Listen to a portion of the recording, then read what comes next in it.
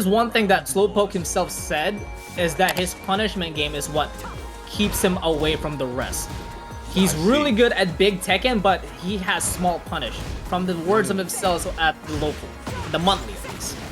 Okay, all right. That's interesting. That's definitely a thing that a lot of people in Tekken 8 have struggled with. They figure out an offense, but defense can be a struggle. There's that big standing 3 into the guarantee, but Slowpoke getting that big old crunch after the gut punch. Man, Slowpoke picking up the King's Rock immediately, making himself look like the king himself. Yes, sir. Ooh. Here comes the wave. I like the timing changes. Yeah, he's trying to get that frame tight into the toe kick into the wall standing 2. But speaking of wall standing 2, Leomire making me admire that down forward 2. Yeah, Leomire showing that forward 2 down 1, it's only -11, but you don't want to let her do that. You don't want to let her do wall standing 3 into her mix from Chaos Judgment Stand. The Magic 4 Spirits? That's an... It has to come out of the string. The entire string has to get done for you to get combo off of it. But was it aerial though, or was it a Magic 4 counter hit too? No, it was a Magic 4 counter hit. 100%. Oh my god. Yep. Ooh, okay. Slowpoke trying to come back. Let you know that this ain't Tekken 7. You're gonna need to break these grabs. Heat up. Swinging away here, folks. Slowpoke able to turn the tides immediately and equalize the round, and able to get some good openings here with the counter hit push into the 4-2-1 guaranteed. He goes for the wave dash afterwards to great effect. He's been doing really well at getting his giant swing and shining wizard mix up, and it's hit every single time so far. So Leomire has just got to keep on the pressure. That could have been it too, but Leomire still has Slowpoke on Fragile. The purple buff debuff is around him, but Slowpoke able to fight out of it with the heat smash and takes it away. 4 damage, Lord, okay. Got hammer time coming at you. Ooh! Did you do your taxes? Leomire's got an audit coming at you. Deadline is due, but Slowpoke tackles it with the Shining Wizard into the toe kick afterwards, and next thing you know, he didn't evade those taxes because he's definitely on the lead, but Leomire goes for the Headless Horseman and taking his head away. Corporate elbow in there. Slowpoke trying to go for the wall standing 1. Leomire says, I'm not trying to have that kind of fun. Ugh. I think he's doing pretty good at using the wave dash sparingly. Oh my god, yo, that 4-4 into the high mid, high low into the crouch mix up is getting Slowpoke so much. 75. Oh, can't even do that with a mid string. Got another one coming for you though. Too far off axis. Gotta be real careful though. 20 seconds left to play. Slowpoke has all the resources and he's able to get the counter push and able to get some life back with the 4-2-1 afterwards. Yo, the Chaos Judgment to be able to OS the low and the throw. Absolutely gigantic brain from Leomire. Yo! This is only the 3rd match of the night! We like that. That was sick! Yeah, It's a final round. Got the counter hit, but no punish. No combo. Yeah, Excuse. Oh, just continuing to use this full crouch mix, and it's working out every time. Leomire just telling us what Anna is great at with these 50-50 mix-ups, but Slowpoke doesn't even care. He'll mash on through, put Leomire in rage, and gives it one guess game. But Leomire not out yet and challenges with the heat smash. 13-frame heat smash is a damn good tool. Both of them have rage and basically the same life lead, but again, Slowpoke throws out the tomahawk throw, the shining wizard, running 2+4, and Leomire's body hits the floor for game 1. And that opens up the door for Slowpoke as he moves forward 1 game up into a very, very close match. Final round where immediately both players are inside their heads. Leomire having trouble breaking the giant swing, Slowpoke having trouble guessing the 50-50 mix-ups. The next matches could be anyone's game. You said it, you said it.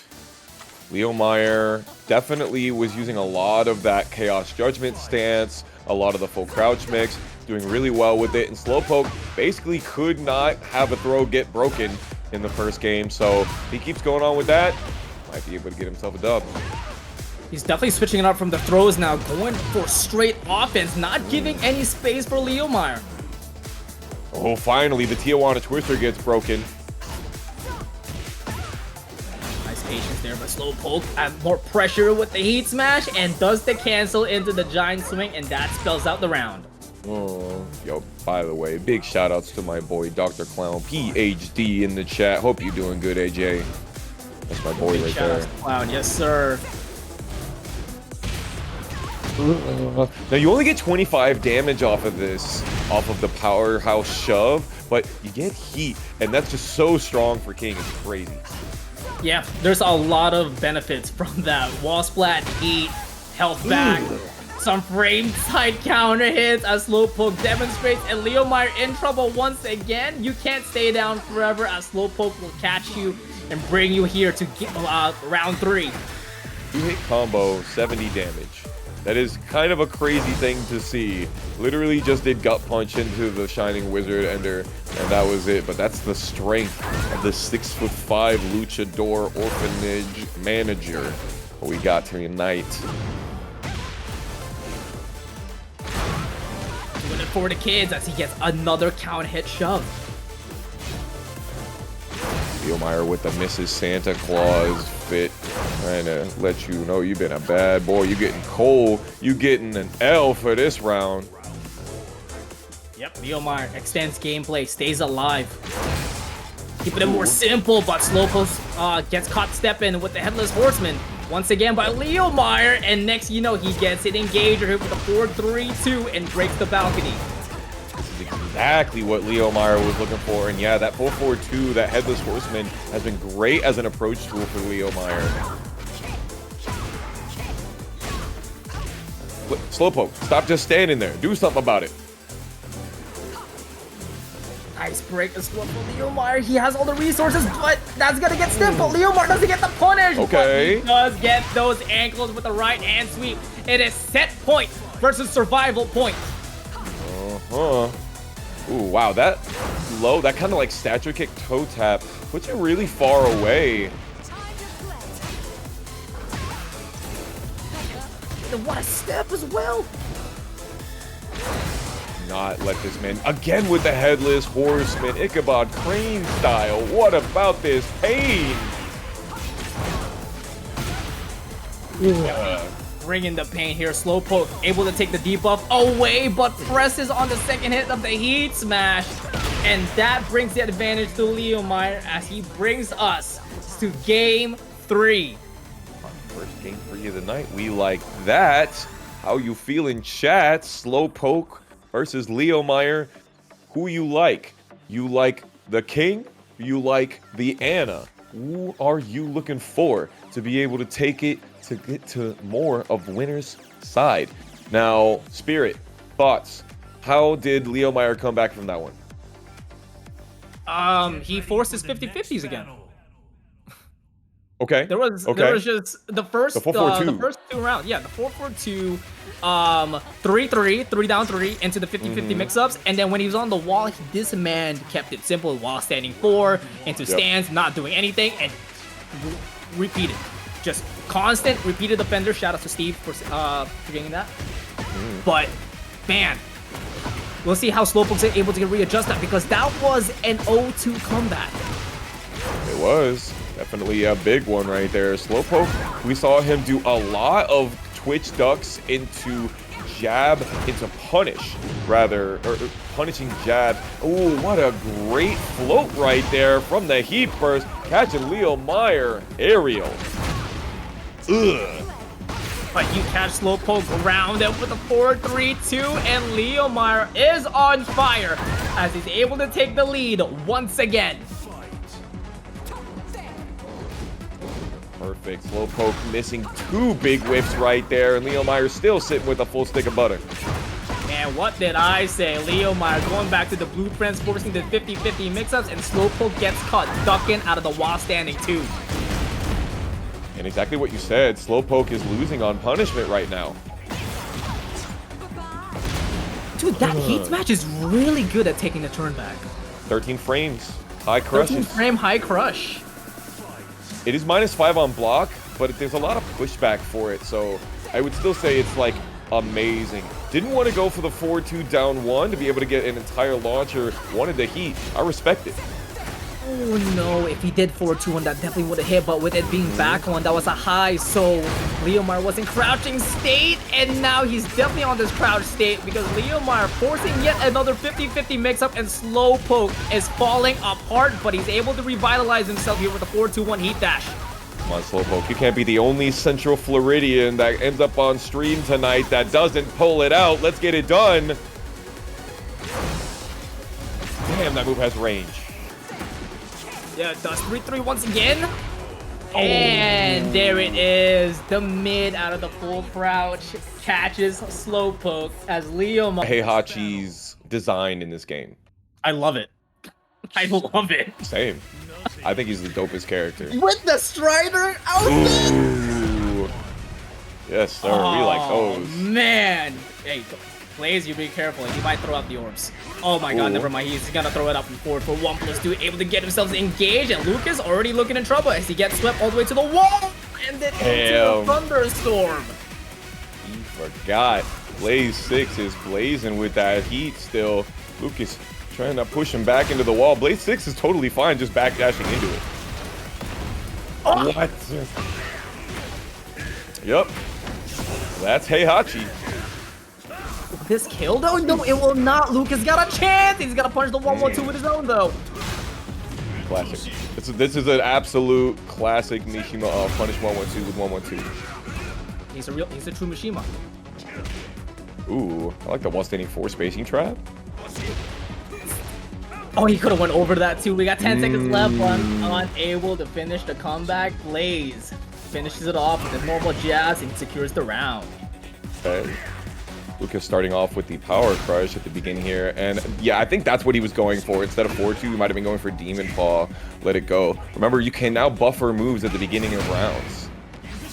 Yes, you can. One of the many changes, but that doesn't change right there. Blaze gets caught ducking with the 4-4-3, and Lucas actually preserves the wall, but not anymore. The Stonehead able to get some fire out of that, and here comes an electrifying combo here by Lucas. Did it always do that? Yes, when you're in heat, yes. When you're in heat, Stonehead breaks the wall. Oh wait, no. I don't know about that. No, it's still considered as a wall splat, so yeah. Oh, okay. For some reason, I thought that Kazuya didn't like immediately wall splat. No, it won't. Yes. Okay. That's kind of busted. That's kind of good. Nice there with the back 1-4. Blaze 6 gets the knockdown. Hell sweeps are doing its dividends right now by for Lucas. Trying to get some frames tight here with the forward 4 into the down forward 2, but Blaze is actually doing a really good job not pressing. Not really watching his toes, and says, you know, Lucas not really watching his neither, but the spacing game really working out in his favor. Ooh, nice challenge as well from the charge up. You don't see that. No, you don't. Ooh, fair enough. Yeah, you can only get a down jab there anyway. Like you don't get a punish. It's like whatever. Nothing to lose, not much to gain. Right, exactly. What a whip punish! Right in time. Okay, Lucas. Blaze able to get that wall standing 1, but unable to get the OM, but continues to put on the neutral. But Lucas spring kicks right back and stops his turn. What a double trick by Lucas W! Send it. Yeah. With the Hell Lancer to finish it. The cinematic magic. You know, I was kind of, in my mind, I was like, Lucas, the lasers. Use the lasers. I don't know why. I'm the demon on the demon's shoulder, I'll tell you right now. But no, and then Lucas said, I'll do you one better. Here comes an electric to finish it off. Yeah. Minty. Minty in the chat. I'm gonna rock that, honestly.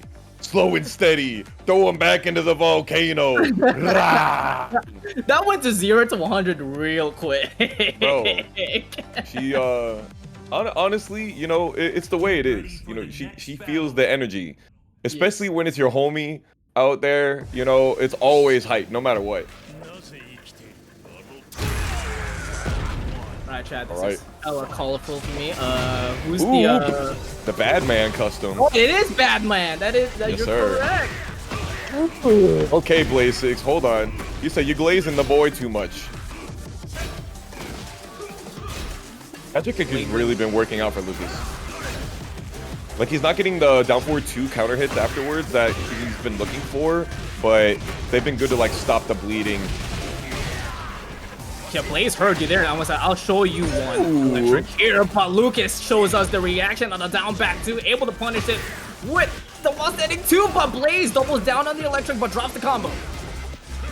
Ooh, and no punish on the tsunami kicks. A little bit far away. Could be hard for Heihachi to do anything about. Big back 4 knockdown, though, into the forward 3. Blaze 6 taking the lead in this game. Back 1-4 has a really good range, actually. Oh, yeah. To that. Yeah. A Demon Breath might have even done it, honestly. If you're fast enough, yeah, for sure. Yeah, yeah. Oh, wait, yeah, yes. No ducks so far. Blaze just keeping it simple. I'm seeing Lucas do a lot of the 1-2. And, ooh, I like the little delay right there. And again, these lows working out so well. Yeah. I'm about to say, yeah, I don't see Blaze ducking that string. But we see Lucas step in and catches Blaze pressing. Hold on, Yeah. Lucas able to gain that round here. A momentum right back into his favor. Blaze is being real careful about getting in on Lucas. Perhaps too careful.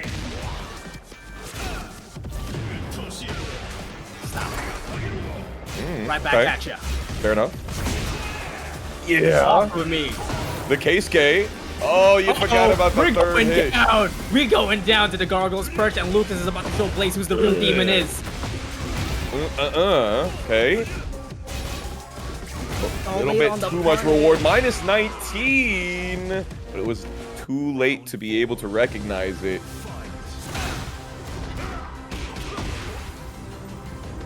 Great punish there with the 1-1-2 right back. Ooh. And Lucas able to use these health hits, especially on tip range, and catches Blaze step in with the back sway. But unfortunately, unable to extend the combo as he drops it. Yeah. Little bit difficult to get that patricide fist punisher or extender. Okay. 40. Oh, thank you, Lucas. I appreciate you. Let me see it.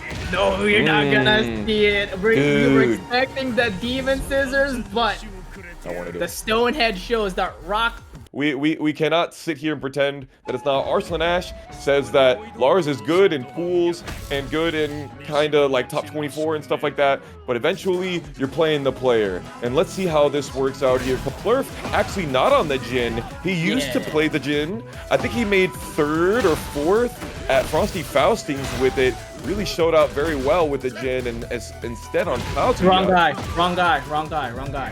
No, You're thinking of made of clay. I am thinking of made of clay, and Kaplurf was in Genesis.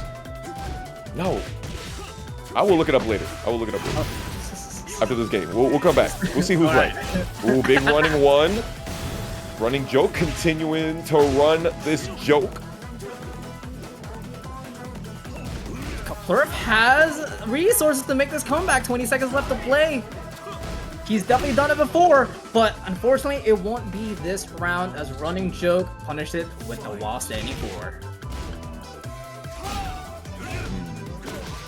Interesting options here from Kaplurf. RunningJoke a little bit late on the punish right there, but Plasma Cutter good enough. Ooh, are we gonna go through the wall? Oh man, sidewall conversions left and right with new addition with the sidestep 4-1 with the tailspin just adds so much more damage. Ooh. Oh, with the patricide fist. Ooh, no flash punch confirmed, but this is pretty damn good all the same. Let's go. Kaplurf bringing the vortex early to secure equalization here. Nice block out of the dynamic low, but great catch out of the lightning screw. Unfortunately, his side axe is able to drop that combo. Hey, as long as I don't get hit by the lightning screw, I'm happy. I tell you what. One now counter hit, knocking down. Big change from season 2. Missing the combo there, but it bounced. Hello. It's went. I think it always did on the second hit. This is unprecedented times we're living in. Never mind, these are precedented times. Just like Tekken 6 and Tekken Tag 2, Lars back on top. And the hell sweep going straight through with that haymaker to the other side of the balcony. And the back two extension as well, able to go to the wall, but the heat burst unable to get the bound, and RunningJoke is going to take advantage in this opening. It catches Kaplurf, press it, and sends him down to the cursed cave. Oh, and that ender can hit on the lowest of wall slumps. There goes the G-Clef Cannon, and even on the heat engager, it wall splats and creates this big blast. Lord have mercy. Privileged. That's a lot of damage, but Kaplurf uses the armor to tell him to get off of him and close it out with the stature kick and brings us into a final round for game one. Kaplurf is not out yet, but RunningJoke is not out of options and he's go for the full crowd sweep and able to get that counter hit as well. Big old plasma cutter straight through those Achilles heel of Kaplurf. He uses the kip up to be able to get out of dodge. Oh my god. That's was he back? So good now. Okay, Kaplurf stopping the bleeding right here with the Rage Art. What do you think about this one? This is good. This is really good for Kaplurf. Kaplurf's able to get some health back, take away some great health, has all the resources, but RunningJoke is not afraid to go in the offense, and Kaplurf gets caught flinching as RunningJoke able to get game one. Shocking. All right, yeah, maybe on loss he will switch Michael Kaito. Not sure. We will have to hey man, that see. the Kazuya worked though. That Kazuya definitely worked, and I don't actually blame. That's good. For Jin players for switching out to their other characters, because majority of Jin players think that Jin got gutted. They think they're bottom 5, and you know what? Prove it. Show me why Jin is bottom 5. Yeah, I don't know about bottom 5. Jin Kazama bottom 5? I don't know about that one, Chief. You know how Jin players be. I do. Trust. 214 now punishable. Character useless. Maybe that's the RunningJoke. Hey, sheesh! Look at all of this damage here. Cutscene action. The lightning bolt, lightning strike. It's like riding a bike. RunningJoke is ready with it. The lightning definitely strike not just once, not twice, but thrice. Yeah.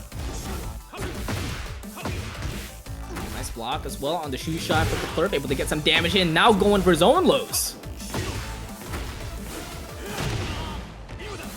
Unusual. Dynamic entry 3 says get off of me. Okay. Kaplurf is having some trouble getting off of this wall right now. Oh, that was sick! Unable to catch him off godlike. the air, but it was a little bit too high, and the combo gets dropped. But that puts Kaplurf in a really good position after the heat dash, and cuts him down with the Savage Sword. Big on that Savage Sword. That was awesome to finish it out with. Kaplurf and RunningJoke, each of them trying to back and forth it. But look at Kaplurf taking hit after hit to the ribcage. Oh, and he able to get some back, but that uppercut just seals the deal, and RunningJoke on set point against Kaplurf. Back one, catches him pressing again. All this pushback. Kaplurf has no recoverable health left at all. Ooh, man, what a beat out of the parry as well. RunningJoke's really got Kaplurf's timing. Ooh, we like that. The rough and tumble jump. Menace every single time. No matter what, when he plays, he will always give us something to shout about. Yeah, all the new EI stance transitions, running 1+2 and running 2 mix up. That right there, the running 1+2 allowing you to go into the EI stance is dastardly work, but you can see that Aimedtwo is ready for it already. Does keyofpoo Bob the Builder? Isn't Bob the Builder, doesn't he wear blue? I have no idea. I have no clue out here, but he's definitely building himself an offense right now. Aimedtwo trying to use that back four, but finding themselves face to face with the floor instead. Low heat smash. He's not dead. Now he is still going for it that low. And keyofpoo keeping it simple with the 10 string. Oh, the engineer from TF2. Duh. Oh. Duh. Thanks, guys. The plebeian that is me is I bow to you people knowing this knowledge. Sheesh, look at keyofpoo getting this. I thought that would make him go through the wall instead of tornado. Yeah, but he keeps it simple, goes for the smite to get the Oki, and now pushing Aimedtwo all the way to the corner. But able to fight out of it with the heat, but keyofpoo answers back with the counter heat and goes for the grab. With command dash, and then another one of those EI mids. Lord, that sword just goes so far on the screen. You're feeling like you're dealing with a Soul Calibur character. Ooh, like that did a lot from downtown. Yes, sir. Cuts him down with the chainsaw, tries to go for the uninstall, but keyofpoo throws out the flashbang, catches Aimedtwo blindsided, and now keyofpoo is styling on him, able to break one wall, but keeping the second.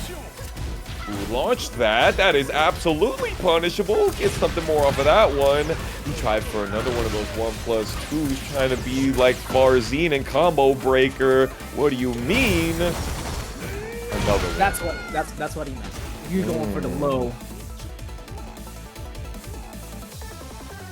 Low heat smash has definitely done a lot of mileage in this matchup, and keyofpoo closes it with a clean 3-0 sweep for game 1. Now it seemed like Aimedtwo was ready for the situations.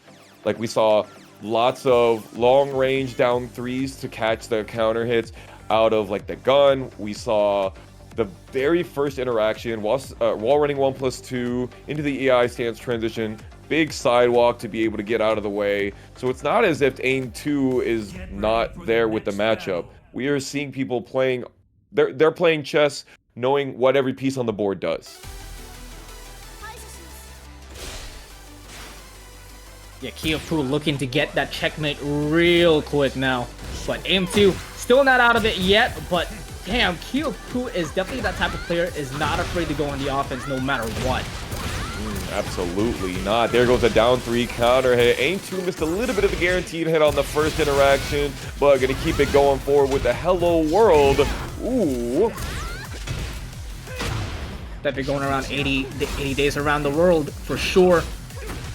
Nice blocking the 1 down 3, keeping their awareness, but gets caught ducking out of the karambit, and keyofpoo able to get that damage from the heat dash. Dang, keyofpoo using the electromagnetic pulse. That sounds like it's going to be super effective against Aimedtwo, just like this heat dash. Ooh, what a challenge from keyofpoo.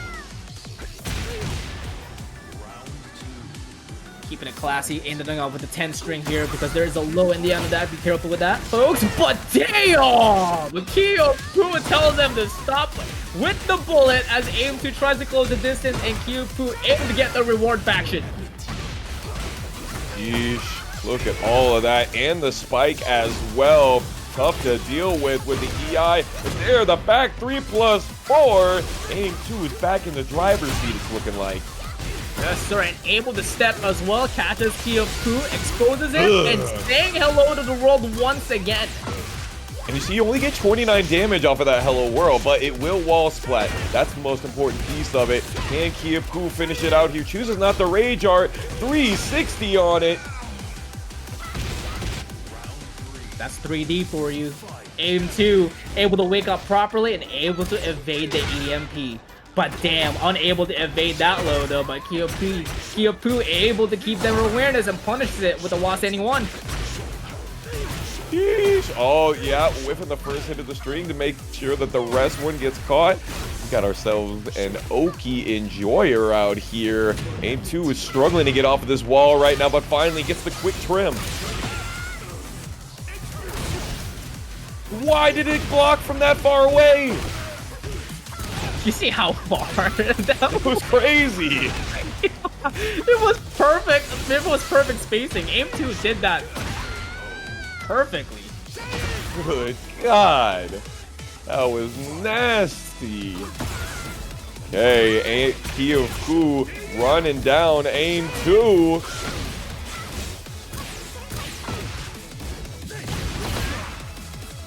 Trying to activate the heat burst, but keyofpoo ain't letting you with the down back forward counter hit. And now keyofpoo's about to serve a lot of damage here alongside with your hot dogs. Ooh, okay, my toe. A little bit far away. Got the evasiveness into the dual boot. More of these chainsaws. And yes, the dual boot transition from that is new, but actually got you killed. That'll do it right there with the upboard 1-1 guaranteed off of that one. E-I-E-I. Sayonara, though. Who's not bringing out the king, but the hive is swarming and the Clive is out. Sorry, Ash. There's no king for you right now. Only the Clivest of turkeys.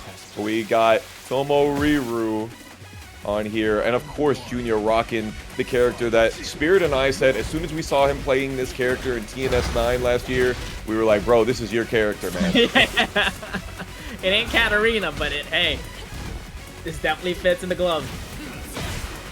Ooh, try to get the Clive rush from the long range. Joonya had just the right spacing to get over there on that wall. Ooh, able to get the counter hit as well, and able to get the wall splash. Joonya 20Z activating the heat to maximize the damage and goes for the 50-50 mix-up with his unbreakable grab. Heaven's Wrath is exactly how you call it. Running 2, being able to catch that far away is crazy. Tomoriru trying to mount an offense of his own, and Joonya trying to find his way back in. Got 50 seconds left to play, and Tomoriru uses the heat smash to get a little bit of control, but Joonya 20Z breathes that fire out and able to get the round. Yeah, I said, I got some hot for you. You think you got a flamethrower? How about a fire spin? I'm finna trap you. Fitting, because it's a Mishima Vortex. Sir, that's exactly what's happening, especially with the Sentai stand. Tomoriru trying to use the big risk move, the down back 3, but Joonya is not perturbed whatsoever. No te preocupes. 3 on the low is definitely playing that 50-50 mind games right now, but Tomoriru back again in the Magic Pixel situation. No heat to work with, but Joonya 20Z is so crisp with that movement and able to get that sidestep duck out of that high string. Yeah, we saw sidestep duck. He was ready for that one, just completely on point with sidestep left, low parry. Tomoriru says, I got a demon breath for you, mine's safe on block. Oh man, Joonya 20Z actually tried to challenge the charge up, but Tomoriru releases his early and gets his reward with the perfect. 17 seconds on it. That's a pretty quick one, and especially on this stage, you kind of expect these matches to be able to be quick and dirty.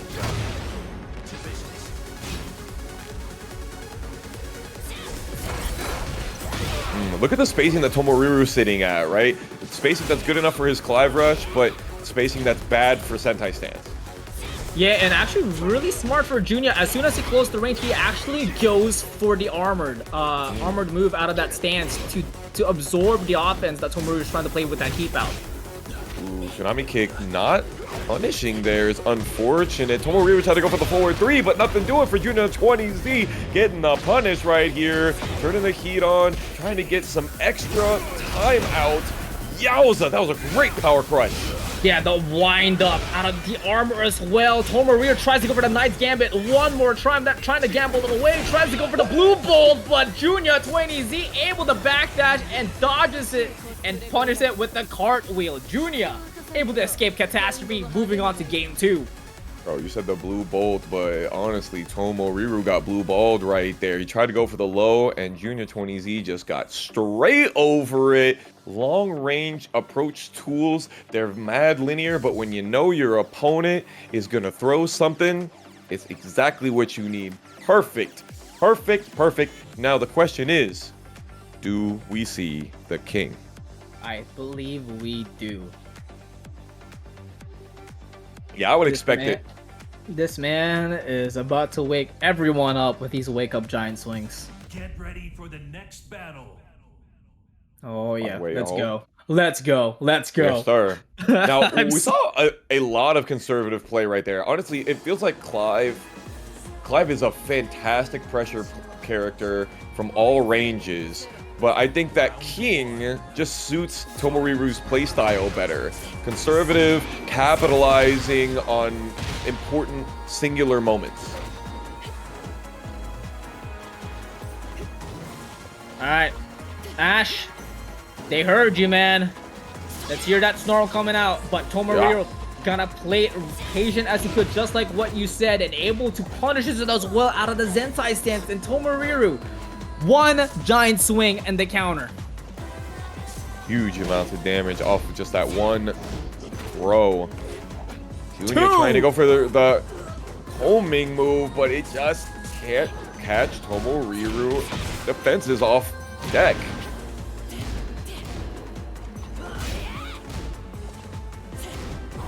Damn, yo, the fundamentals right now, the discipline by saying. Tomoriru, man. 10 seconds saying. to play, they gotta flinch.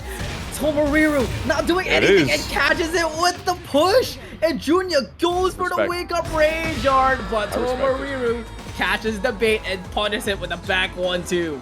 Honestly, I mean, that's pretty much the only thing that Joonya could have done to be able to get over on Tomoriru's life lead. Yes, he is returning standing after that low blow. Joonya 20Z finna come back, though. Unfortunately, the combo drops. And Joonya 20Z is just gonna play the spacing game immediately. 40 seconds left to play, and Tomoriru closes the distance with the Shining Wizard and does it once again with the third giant swing. So rough to deal with, online or offline. Nice, guaranteed after the 4-4-2. Joonya 20Z continuing to press forward with Tomoriru and trying to open up his defenses. These jab challenges is working out so much. But Joonya, Imagine if that was a now giant when he swing, need- bro. I Oh would've my lost my god, mind. look at this damage. Still alive though, but the down forward 4 closes the deal. And Tomoriru, in quick fashion, is on survival points. Time to hit it or quit it, Tomoriru, get it done. Really want to make sure that you get the 3 rounds to 0 because that momentum is going to really carry you if you can get that. You can see Joonya's playing a little bit more respectful now, but catches him in the air with a forward 4-2. You think your Exploder's gonna make the impact? Watch this lightning real quick. Ooh, nice, perfect. That was beautiful for a sidewalk, but Tomoriru tried to go for the weird Oki. Joonya 20Z not getting hit by it. Finna run up on you though. Nice patience as well, but it's Tomoriru's turn to go for the Rage Art, but Joonya 20Z bringing out the kitchen sink to stop that. Ow, ow, ow, crazy. Honestly, I did not know which way it was gonna go right there. Tomoriru had just enough life to lose. It really could have been like a Magic Pixel situation. For sure.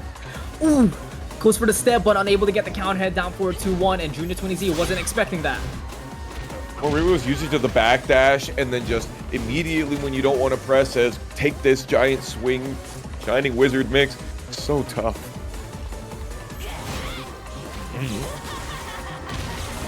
You like doing throws, do ya? No, I like doing armors. Goes for the heat, out a little bit of intimidation. Goes for the Jaguar dash, but Tomoriru actually doesn't do anything. He cancels it. He just takes the damage to the head. Joonya 20Z finna get ahead. No heat for you, Tomoriru, but the big Irish whip clothesline from hell. Do you smell that smell? That's a game 3, baby. Game 3 is starting to get heated up here, but damn. I love that Joonya 20Z realized there was only 12 seconds left to play and was like, I gotta do something. And then Tomoriru realized that I got 8 seconds to play. I gotta close this round out.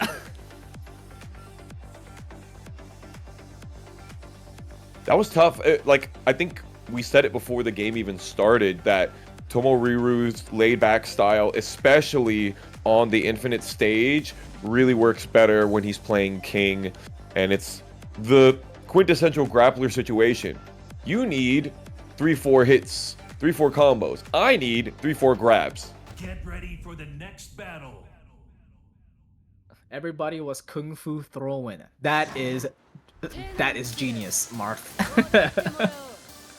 Round one. And grabs were fast as lightning. Counter hits once again, showing his dividends, and brings out our 4th giant swing.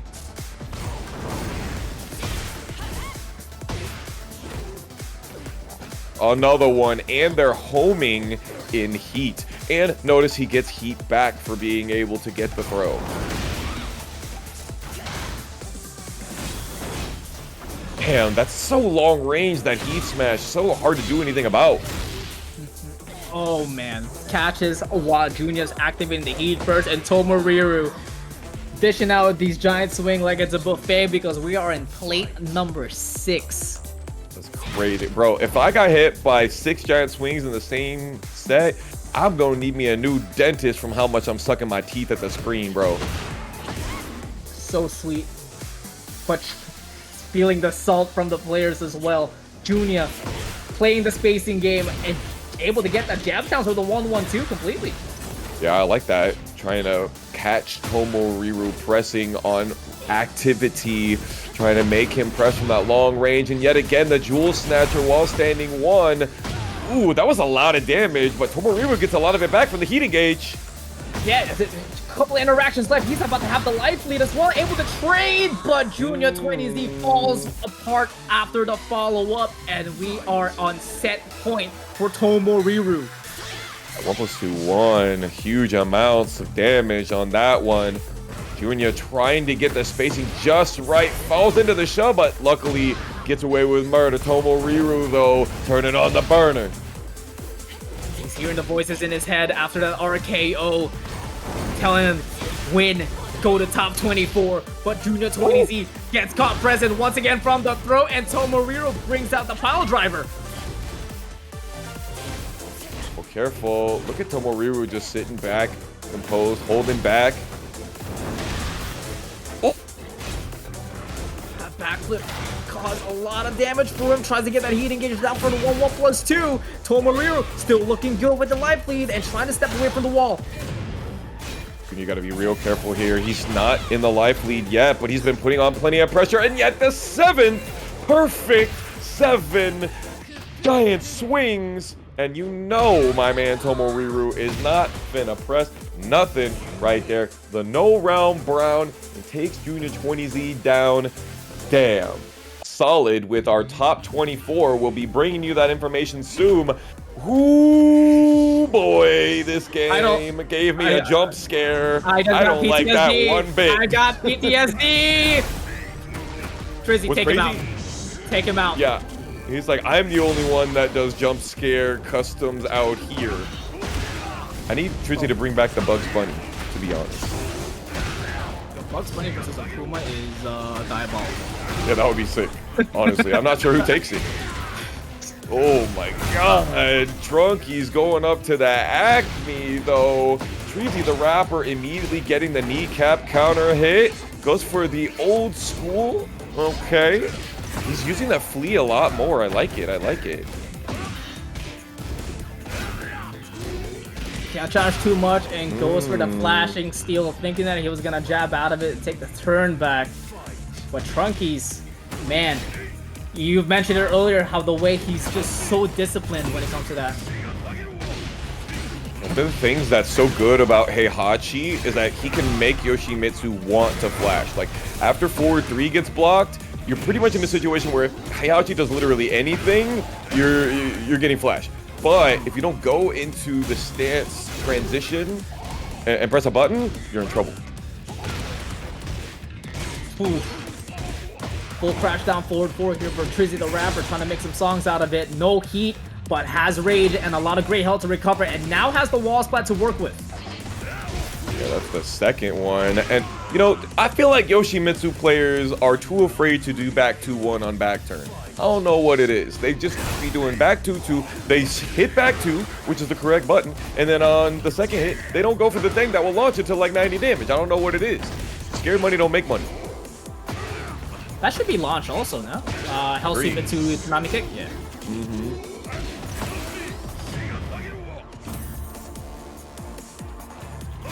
40 seconds left to play. Trunkiez realized that Trizzy's heat is the one going down, but so is his health bar as Trizzy gets caught ducking out of the Dragon Uppercut. Just the last tiny bits of life left. And yeah, I know you wanted to do the generic down 4 because I put it into your head. He's also got the wall. Also, here comes the 50-50 mix-up, but TrizzyTheRapper doesn't pull the trigger. Beautiful sidestep block from Trunkiez right there. Another. 10 seconds. Oh, take that one. You like unblockables, do ya? That's a raging demon right here. Well, that demon's raging. You know Trunkiez not happy about that one. He want that back. Shit. For sure, able to get the headbutt into the palm as well. And yet again, TrizzyTheRapper gets caught ducking out of the Dragon Uppercut. And Trunkiez gives us a sliver of health, but doesn't give him a chance. We are going to final round, and Trunkiez has all the stocks in hand and uses the warrior instincts. All of the resources at his disposal. TrizzyTheRapper immediately running the Heaper, saying, I need all the resources that I can right now. Spins out of the way. Yes! Ooh, he's able to get the wall spread as well, and with his angle also, he's able to get the full combo. Getting up wrong. Tough one. I knew that back four was coming. A third counter hit kneecap for TrizzyTheRapper. Puts him on rage. Trunkiez looking in trouble. How do we respond? The down forward. That's the quintessential round ender from TrizzyTheRapper. The down forward one. Now, he's been using the Dragonfly 4 as an ender. And that's the same ender that you used to see back in Tekken 7. But there's one major distinction. It turns you around, so where if you go to wake up backwards, you actually wake up, it's face down, head away. And so you can get hit by even more things than you would normally from, say, jab into forward 1+2 for his wall ender. So I'm loving seeing this mix from Trizzy, mixing up his wall enders, because it used to be literally he wanted to finish with forward 1+2 after every single wall combo, and now he's really changing up his options. Oh my god, that's another jump scare. What is going on? Trunkiez, why are you bringing the 2Ds back? Okay, this one I'm cool with though. No, this one's actually really fire. Actually, but so does the Akuma custom. No, the Akuma custom looks like Akuma, and the Geese looks like Geese. No, it was. Are we watching a modded version of this game? Possibly, because Yoshi's Yoshi. God, getting stomped on into the X3. Read all about it. Trizzy taking a huge bite. Yo, Smash 6 leak is crazy, guys. What are y'all doing? Is this Link? What do you mean this is... I just said Yoshi, bro. Oh, it is Yoshi. Okay, all right. I'm colorblind. Thank you. Damn, the amount of damage that you get off of that forward 4 guaranteed from ducking into the down forward 1-2. Trunkiez trying to immediately bring it back. A little bit greedy on that one. You know down 2-2 would have done it for you. Chat, you can't make fun of him saying this is Link when I didn't know who Song was, alright? I got you, Tony. I got you. Factual statement. Factual statement. Okay, Demon Breath. Gonna see ourselves even more, but unfortunately, Trizzy alive. But for how long? Trunkiez ready for the string, ready with it to take even more off of Trizzy. And that was a quick one. Honestly, I'm gonna keep it 100 with you right now. We probably spent more time talking about the customs than we did talking about the actual game right there because it went so fast. Yeah. Yeah, that was 100% a Geese match. Yeah. Oh, it felt like we were watching Geese there for a second. It really did, with a lot of ground pounds here and there, a lot of overhead kicks. Man, yeah, unscaled enders. Yes, sir. Who are they bringing out now? It's Charizard. 5 Nights at Freddy's. God damn it, Mugen is going crazy. Pretty fast. The question is, does Trizzy have enough badges to train this Pokemon? All right, it's looking like he's doing exactly what needs to be done. Now that's the Trizzy wall combo we know and love. Yeah, bringing out the fire. Immediately going through, and TrizzyTheRapper rolling the time back and showing us what this Yoshi can do. We like that. What's your tech rolling for? Oh, that one's a classic, Spirit. I know you've seen that one. Oh, yeah. Every day. Every day. Man, we are really bringing the time back, and so is that. The crossword E-dash. Oh, good days. Good days. So interesting. TrizzyTheRapper never goes and tries to spin out of the down forward one or do flash or anything like that. Just keeps it real simple. Says, I don't care. I'll block this thing. No big deal. And a 23-second perfect is a beautiful way to be able to bring it back. And maybe I spoke too soon. Maybe he tried to do the flash there. He got counter hit for it. Now Trunkiez has the backhand here. Now he has to create this comeback in order to move on to top 24. Winner side, that is. Oh, the shark attack? Okay. Trunkiez not really getting the better of that transaction. Yeah, Trizzy is working on overtime now. Change up the gas and now changing up the play style. 25 seconds left to play. None of them have heat. But Trunkiez is close to rage, but now he has the life lead after that interaction. Ooh, while running 3, very linear, and we see how. There it is, 2-2. Can we finish it off? Tech rolling for me again. Thank you. I appreciate you. Thank you for flying air Trizzy. Samurai Tomoriru versus Fradin. RunningJoke still in winner's side versus TrizzyTheRapper now. And XO versus romanjelly. Oh! The boy? The boy, the man, the bald. The man himself, the Emperor at top 24. We'll see him on later on tonight, but we gotta get in the action here with Pling versus CheeseYoni. That's not Lily. That's not. I got mixed up. It is not. It is not. Ooh, nice one. Getting that advancing tool. Pling just menacingly spending their life away at the evasiveness at the wall. And look at us trying to go literally perpendicular with the flowering death fist. Yeah, and tries to go for that clean sweep, but CheeseYoni getting that sidestep duck and able to get that perfect punish out of the crumpled low. And but Pling, back turn or not, able to bring out the mixes here. But whoa, what cancel was that?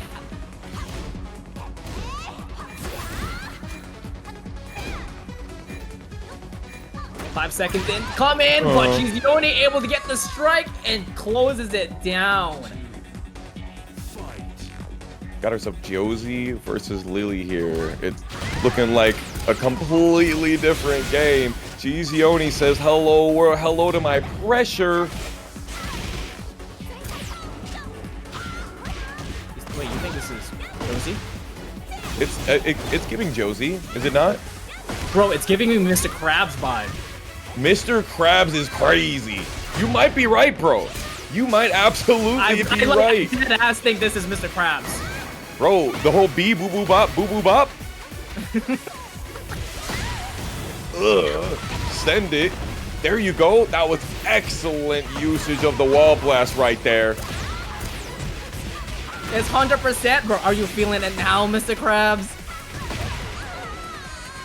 Definitely feeling it. CheeseYoni bringing in the goal with a shoe shine and 2 rounds to none. Pling, how do you respond back? The sea is high, the tide is right. Let's hunt for treasure. CheeseYoni finding X the mark against Pling. And what an option for Pling. Wow. I can't believe that move track like that. That was sick. Goes for the armor and takes a turn back and goes for the chainsaw heat dash, but Pling responds back with the 3-2 but doesn't go for his own heat dash. But he's able to get the back 3 pickup and able to get the up back 3 tornado flip and then rewarding himself the wall afterwards. Bro, Pling just so ready with that option select for that float. Gets under it, but unfortunately, the second hit of the hop kick definitely is gonna beat the AOP. What a fantastic combo. Knew exactly that the wall was gonna spill right into his hand. No, it doesn't kill yet, though. Me million dollar. Me $1,000,000. Oh no. My God, bro. What have we done? Bro, he ate that one like one of those special pies. But they're not pies. They're bombs. It was something else! They're blowing up. Exploding the damage on Peeling right there. Now, we said it before. CheeseYoni versus Peeling. We've seen it quite a few times, and specifically, CheeseYoni and Peeling played a set, if I'm not mistaken, in the Paragon Line Gauntlet Finals last week. Peeling coming out on top on that one, and I gotta expect that we see Peeling come back. He's just a master of adaptation. Strongest in the nation. Absolutely. But man, CheeseYoni is very much not afraid to start challenging a lot more because these hop kicks have been giving him so much mileage.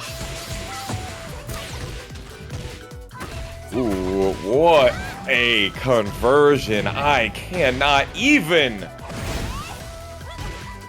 And then immediately turns him back around.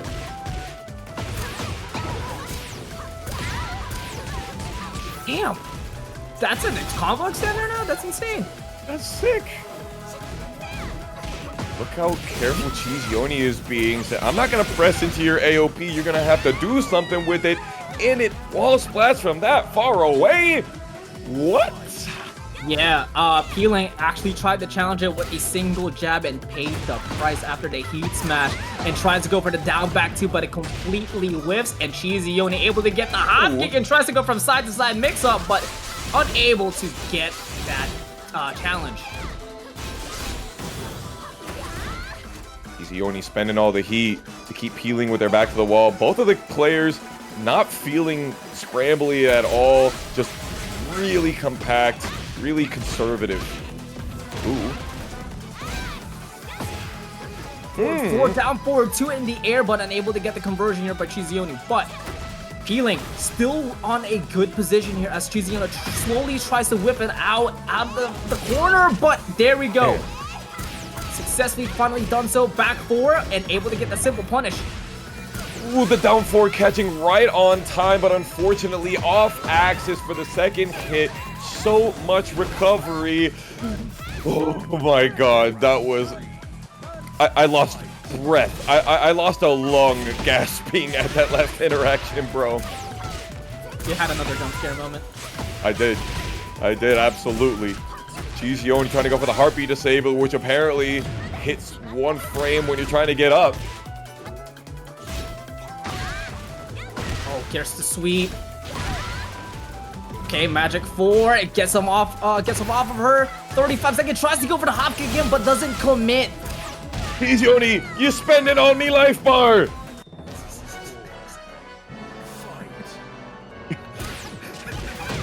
I can't do this seriously. Right under the AOP right there.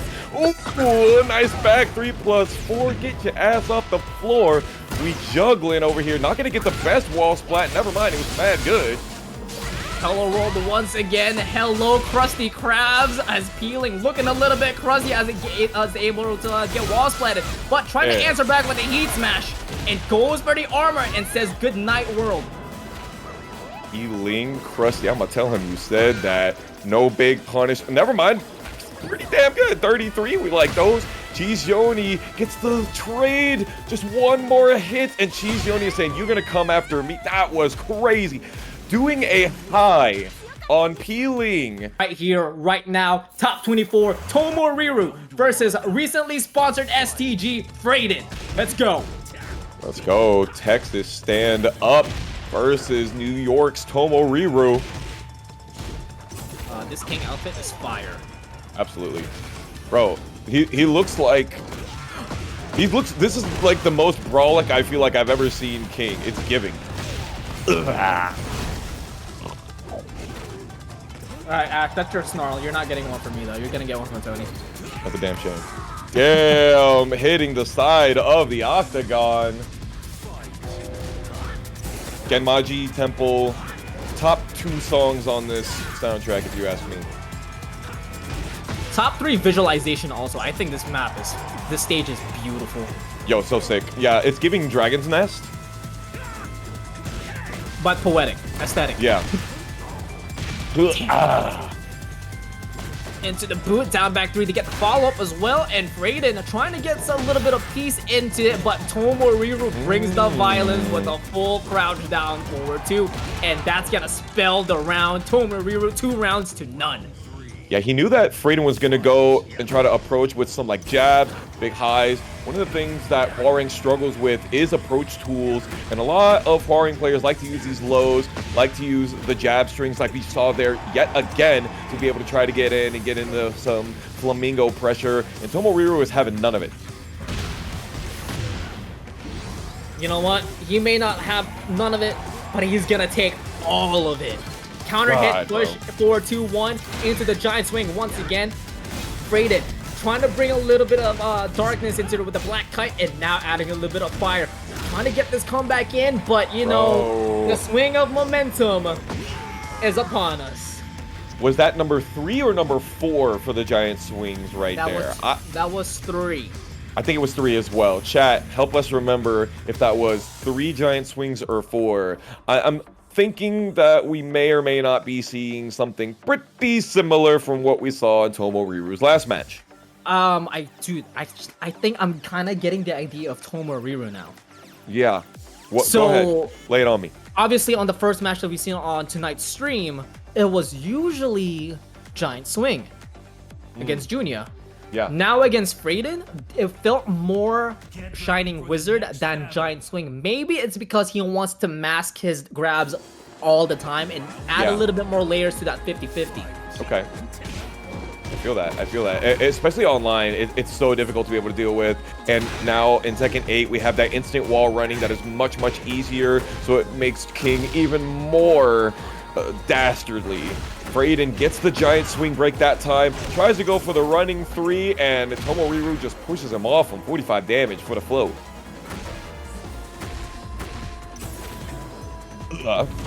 Nice break as well from the Shining Wizard, and Fradin not playing around, activating heat, able to get the flow come with a down forward 1, but not able to optimize it. But he's able to get that reset with a while standing 2-4. A little bit far away, still presses forward with the pressure from the left flamingo. Tomoriru not able to break Fradin's defense with these grabs anymore, question mark? That question mark is about to become an exclamation point here by Tomoriru. Able to challenge out of the heat smash and has a chance to bring it back. 5 seconds left to play, able to down jump out of the RKO, but Tomoriru gets caught present out of the 4 machine gun kicks, and Fradin spits out bullets to get the round. I didn't even know he could do that out of that button because I thought that was only from left flamingo. Oh, speaking of something coming out of left flamingo, the up forward 4, we got those. Taking a page out of Bike's book right now, but Tomoriru is still trying to go for that Shining Wizard mix-ups. Man, he got me mixed up in the commentary booth. I'm saying, dude, I can't even tell. And Fradin has just been on point with it and using these big lows. Tomoriru continues backdashing, and he just keeps getting hit by the lows, thinking that he's too far away from the Taekwondo aficionado. And notice how the way Fradin's playing a bit more aggressive here, not giving a lot of room to breathe, but Tomoriru able to block that crucial stump of low and able to get a full launcher. Ooh, big back 1-2 into the 61. Keep it simple, son. Ooh, talk to the orphans.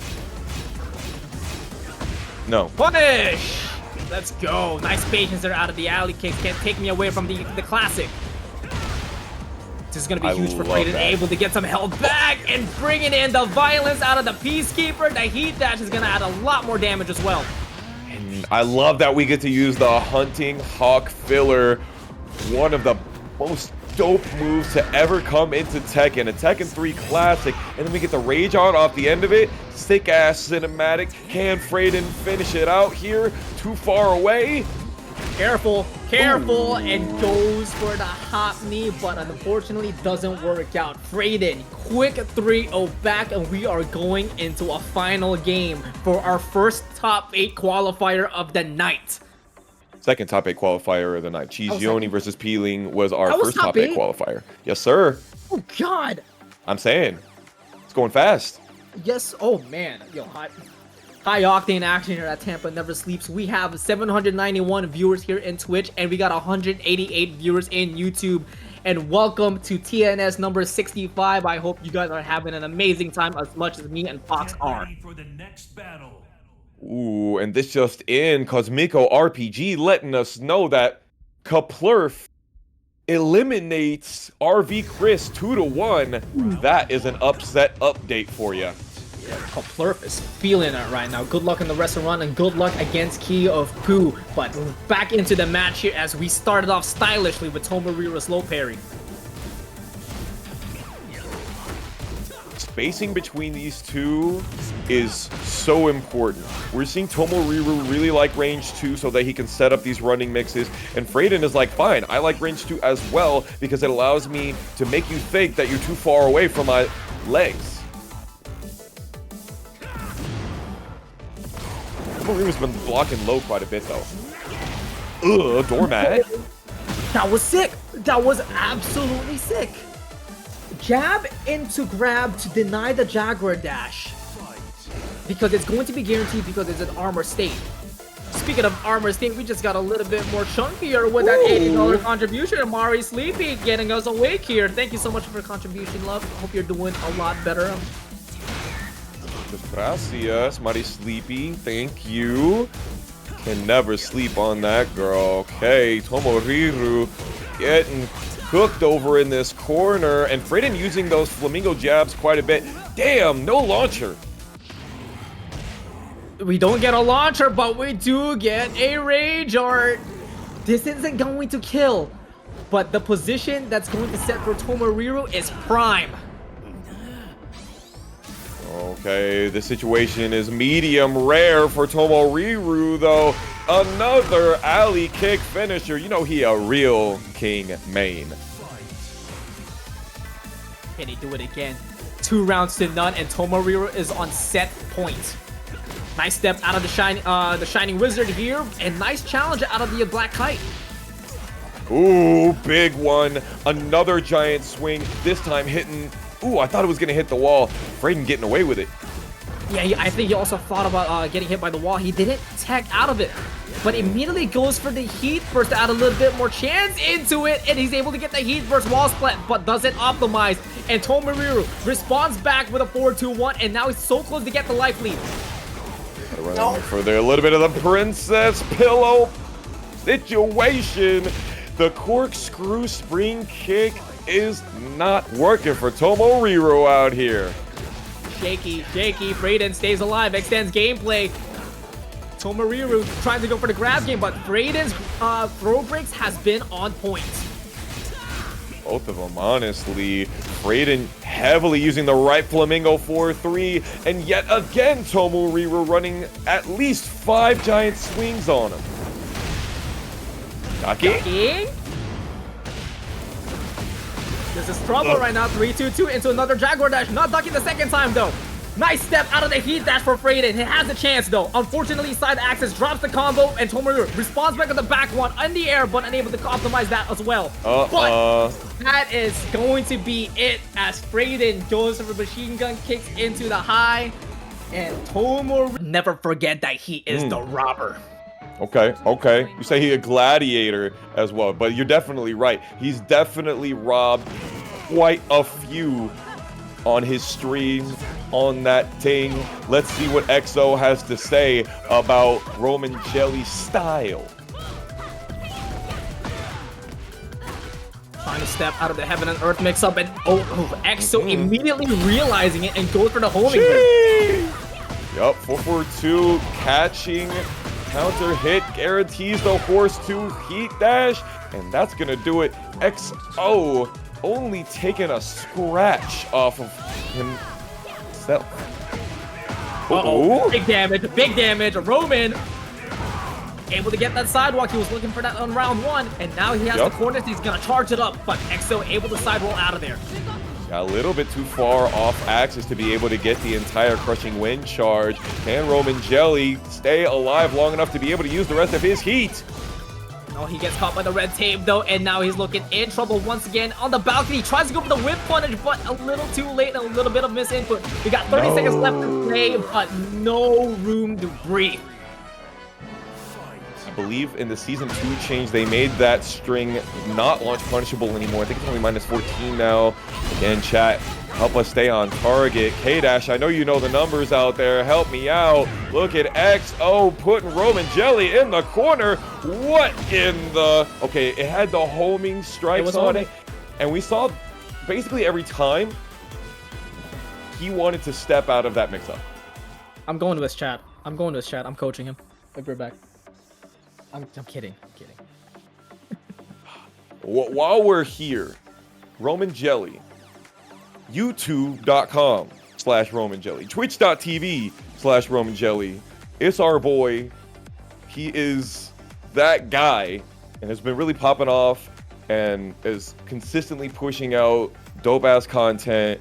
So if you guys like seeing Paul Phoenix, if you like seeing these crazy 50-50s, dope-ass combos, check him out. But first of all, let's see what he can do in this bracket.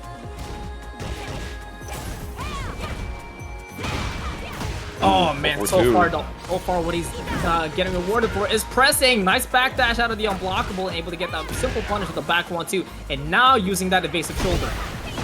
Ooh, another big hit with a 4-4-2. He is struggling to whiff. XO always finding his mark. Oh man, that homing move has been the MVP of this set. It's been catching Roman stepping every single time. And so is that move. Yeah, no, seriously. romanjelly immediately spending it with the QCB 1+2. And romanjelly trying to mount his offense back. Rubber band attack, deep diving, still alive-in. Oh, but not long enough.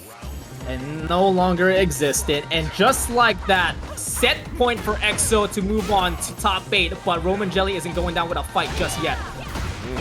Again! Jeez. The fact that you get that, I think it's on counter hit that you get that from homing, but that is still nasty work. Look at all the banana bunches and the rib cage crunches that XO gets here. And he's definitely munching on it because that 104 damage was tasty. And romanjelly, 35 seconds left to play, able to get that spring kick punish. He still has heat and uses that dash out a bit more offense. Punching on it is crazy. romanjelly trying to catch XO lacking. Nice with the rubber band attack, and he's back in the game. Stopping the bleeding here. Roman secures the bubble. Ooh.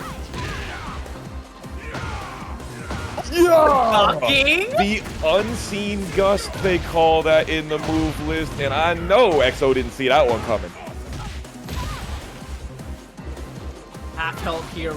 Roman goes for the Heihachi kick, tries to mix it up with the deathless afterwards, but XO able to duck it, and he still has all the resources with 3 stocks on hand. Roman tries to challenge it with the shredder kick, but unsuccessful. Not a bad trade, honestly. XO pressing forward with the plus frame into more of the homing. Gets the big knockdown from the down forward 2. romanjelly, it's your last moment. Nice wall standing 3-2 punish. And he gets the throw. Set point versus survival point. Can romanjelly push this to game 3? Wait on that one. Nice with the forward 1+4. The evasive shoulder. That's what Paul players are known for. The single hop kick. Ooh.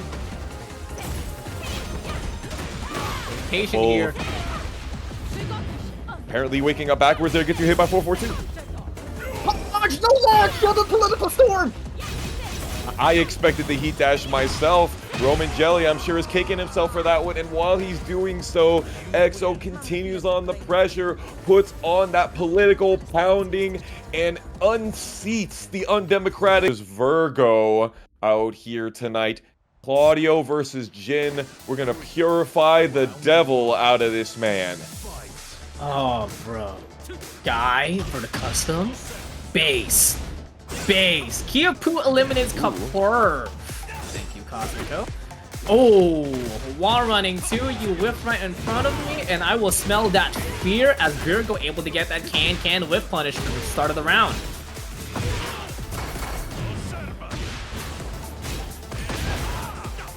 Ooh, yeah!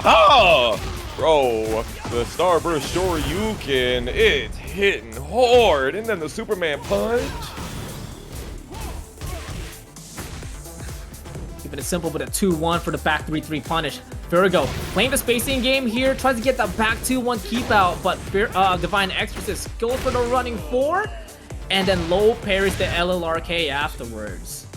Nice turnaround there for Divine Exorcist. LLRK.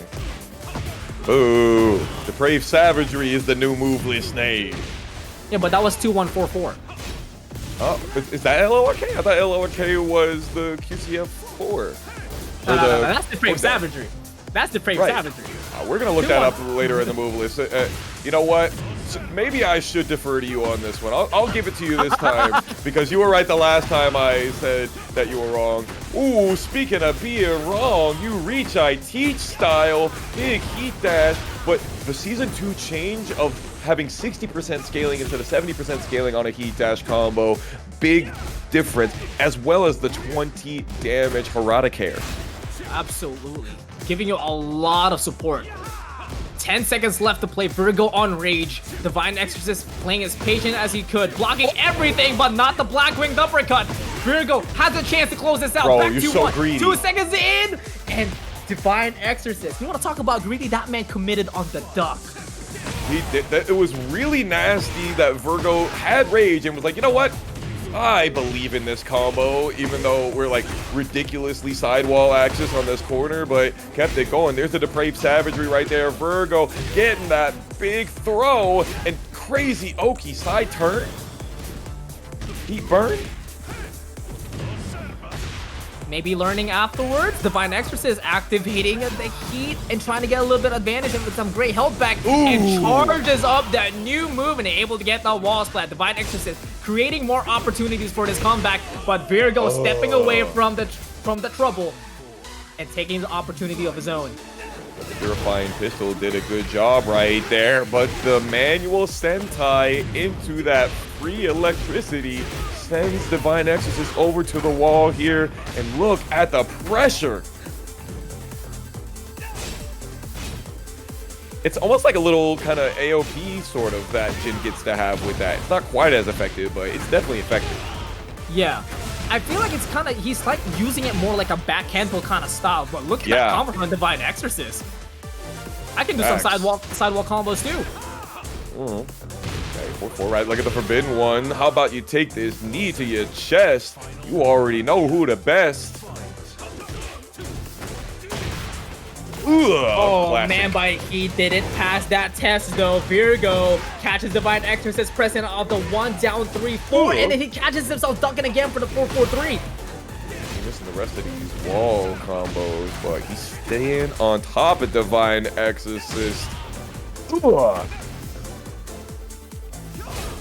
He's being really conservative with the heat as well. Doesn't go for the heat dash up 4-4-2, but Virgoux absorbing damage from that power crush, and he's the one interaction left, but that's gonna get taken away as Divine Exorcist finds the heat dash for trouble.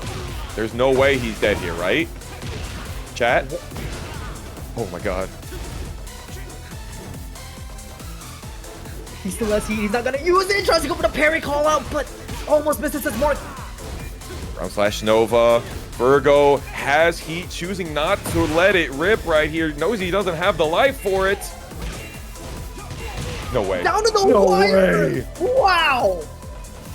Okay, that was sick. Let's be real here and talk about maybe Virgoux was missing a little bit of the combo action right there on some of the walls, but the nooch, knowing when to challenge, his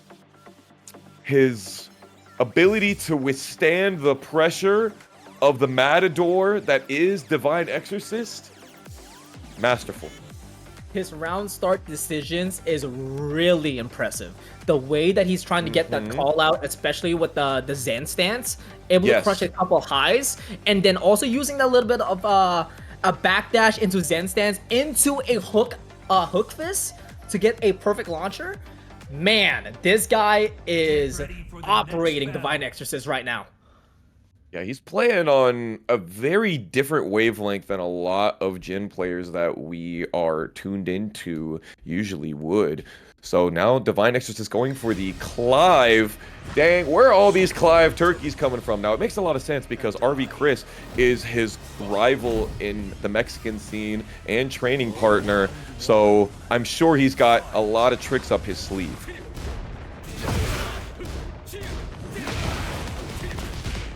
Pressing. Ooh, okay. 1, 2, 4. Spike. Through the floor. And then the down back 3 trade. Nobody really gets the better of it. Able to duck, but no Echo Breakers landed for Divine Exorcist.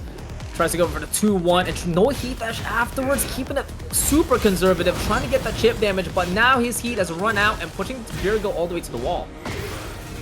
Ooh, big 1, 2, 3 into the slash kick. Virgoux, he's got some old school styling here, if you ask me. Just like what chat said, it's very Tekken 7 like, and I'm a fan. What a low parry, able to catch him, press it. Divine Exorcist had the recovery rate on the back of his hand, and using that Zensetsuken to switch it aside and brings him closer with that Devil Snatcher. Oh, got him with the get over here. Virgoux seeing like he wants to get over to the wall, into the corner, and Divine Exorcist is happy to oblige. Ugh. You know he's seen that one too many times from RB Chris. Yep. That one's for you, he says. Using that power push on that back sway. Virgoux trying to get a spacing trap of his own right there, and then the right leg of the Forbidden One says, no, forbidden, no se permite. Ducking once again. Yeah, Black Wing uppercut. Dude, that move is so cool. So cool. I've always Phoenix thought that Ship. move was cool. Phoenix Ship gets denied with the heat burst. Let's go. Virgoux playing it a little bit more defensive here as Divine Exorcist is just adding up all these plus frames with Clive. Gets a little bit extra on that float. Not huge amounts of damage, but enough to keep Virgoux with his life bar low, with his back to the wall. Divine Exorcist is coming back in a big way. Down 4-2 to start things off, and Virgoux is looking shaky. Divine Exorcist is looking pretty good here with the Clive. Absolutely. Big full crouch low. Virgoux trying to bounce his way out of there. The floor already broken, unfortunately. Otherwise, that Depraved Savagery would have been even better of an option.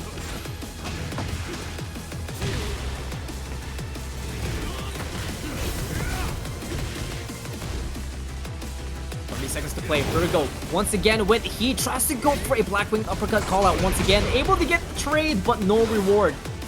Power crush doing dividends for Divine Exorcist right now. It's the money maker, the shot caller. Long backdash into the low, and hey, what do you know? We got ourselves a game 3. A quick change up here for Big Divine change. Exorcist and a completely different playstyle, and that definitely shook Virgoux up, because how does he adjust from going from Claudio to Clive just like that, especially going against a player like Divine Exorcist? It's tough because, like, we see Virgoux he's a turtle, honestly. You know, he's got a couple of, like, Black Wing uppercuts that he'll throw out of nowhere, but they're not always out of nowhere, and Divine Exorcist is doing a pretty good job with the Clive, opening him up way more than the Claudio, I feel like. Is definitely more confident going with the Clive and not being afraid on closing out the distance. He's also really committing on delaying the strings a lot, especially sidestep 2-1, forward 2-1, and also gambling a lot with Knight's Gambit. Knight's Gambit. Which move is the Knight's Gambit? Overhead. Orbital. Oh, okay, okay. The forward 3 I think that's... Is that from Clive. Yeah. I didn't know there was forward 3. I thought it was like up forward 4 or something. No, it's like it's forward 3. Kind of a weird input for that one. Yeah. Kind of. Yeah. Ooh, he said I saw that coming, but no launcher.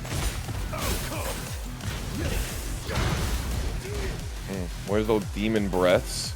We didn't see too much of those in game 1. No, That homing move, the fact that it leaves you plus is crazy. Ugh. This is huge again. for Virgoux. Another low counter hit given to him, and he has another chance. 20 seconds to play, and he's regained all the gray health back. Definitely needed that too. Divine Exorcist has plenty on their life bar.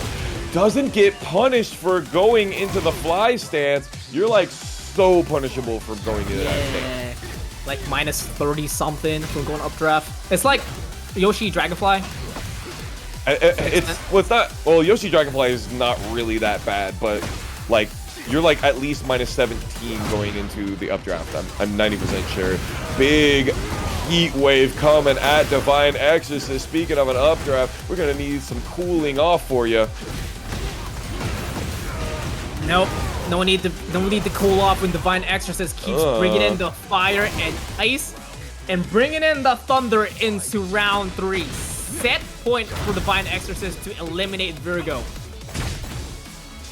Wow, that button is so good for catching forward 4. Nice sidestep to the right. Divine Exorcist using that lateral movement into the parry. Got the heat burst aerial, and that's going to be the end of Virgoux's life and his tournament decision made. Divine Exorcist exorcise the demon of Jin.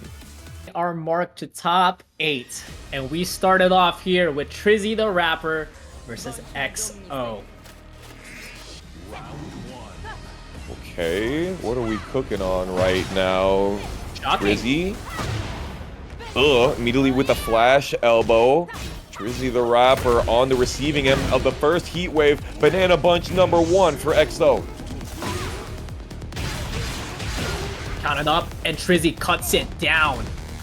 Immediately using the heat smash, trying to equalize the health, but XO continues to chip him down as well to respond back.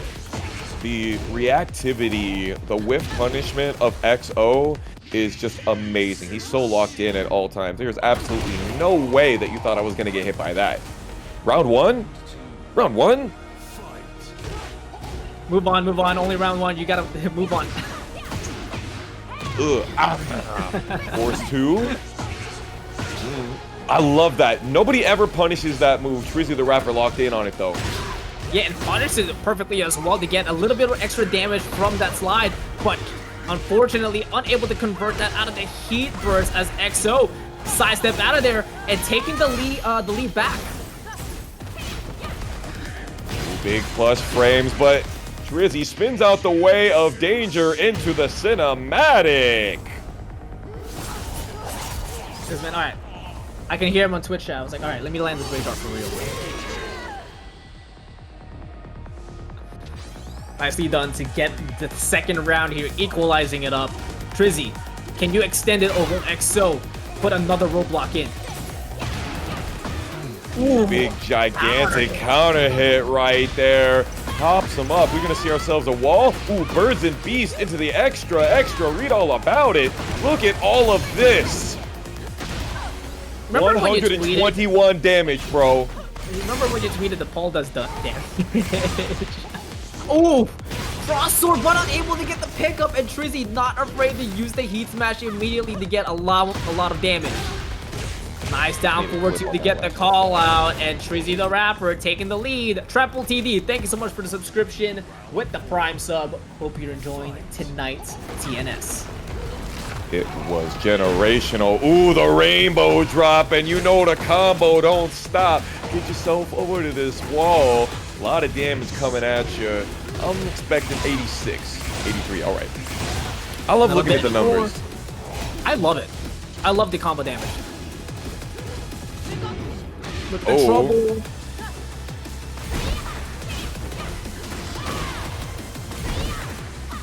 Okay, over those 4-4-2s. Got that punch parry. Almost getting the wall splat right there. Maybe if it was 3-bit 9 bunches already, we would have had it. There you go, though. Down forward 2. TrizzyTheRapper, one of the highest success rate with those down forward 2s of Yoshi players that I've seen. Down forward 2 is in hotkeys. for Yoshi Yeah. players. And then the what do you say, Fox? The all-round ender classic for Trizzy, that down 4-1. He keeps it tight. He keeps it ready to go. Like, Yoshimitsu down forward 1, extremely good. It has the extension that makes you think, maybe I shouldn't press after this. It's -4 on block, and you guys know -4 leaves a 6-frame gap for a flash to happen in there. And, you know, it's just such a good situation, especially if you have flashing steel, the crouch dash 2, which is the 6-frame high crush. I know I'm going way too deep into the numbers out here. Just know that, like, even in the, like, kind of flowcharty style of gameplay that we're not really seeing here from TrizzyTheRapper, that down 4-1 style, damn good button, especially at the round end. Been a classic for everyone there, but we move on to game number 2. And what do you say, Fox? Once again, give me that reminder of how successful he is with that down forward 2. Damn good. Honestly, I wish I was keeping track of it to be able to get a little bit better of a success rate knowledge. But XO already got the heat going, trying to get the majority rule string, the down 3, but Trizzy not having none of it. Gets this warp strike. And one of the changes of Season 2 made it so that forward 1+2 in the heat has a lot more pushback, so it's not as punishable. It's still -12, but you can't really get the punish on it anymore. See that? Ooh, counter hit there for EXO, but no heat to use as both of them are bare bones, but EXO literally on the bare bones, on the brink as they fall down to the down 4. TrizzyTheRapper extends the lead. Ooh. Very uncharacteristic flash for Trizzy right there. He's not one to usually flash on immediate timing.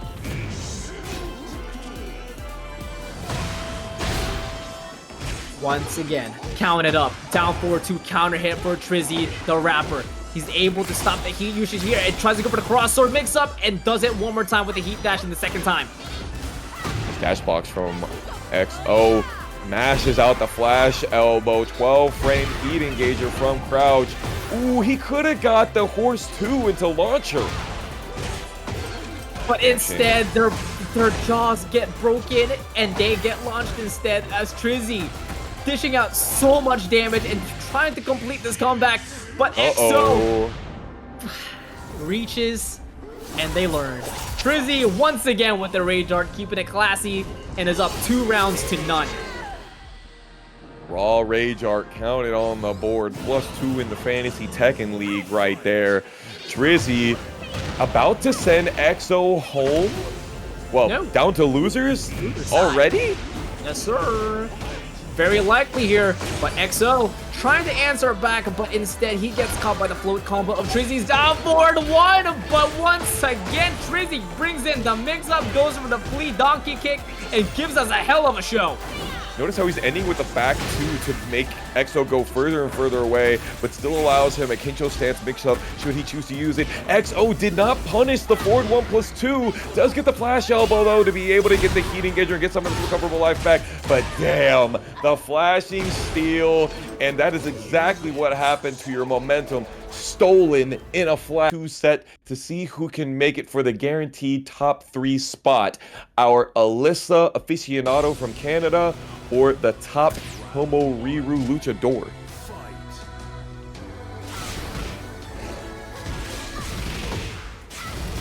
Wow, able to call that armor immediately with the chainsaw low.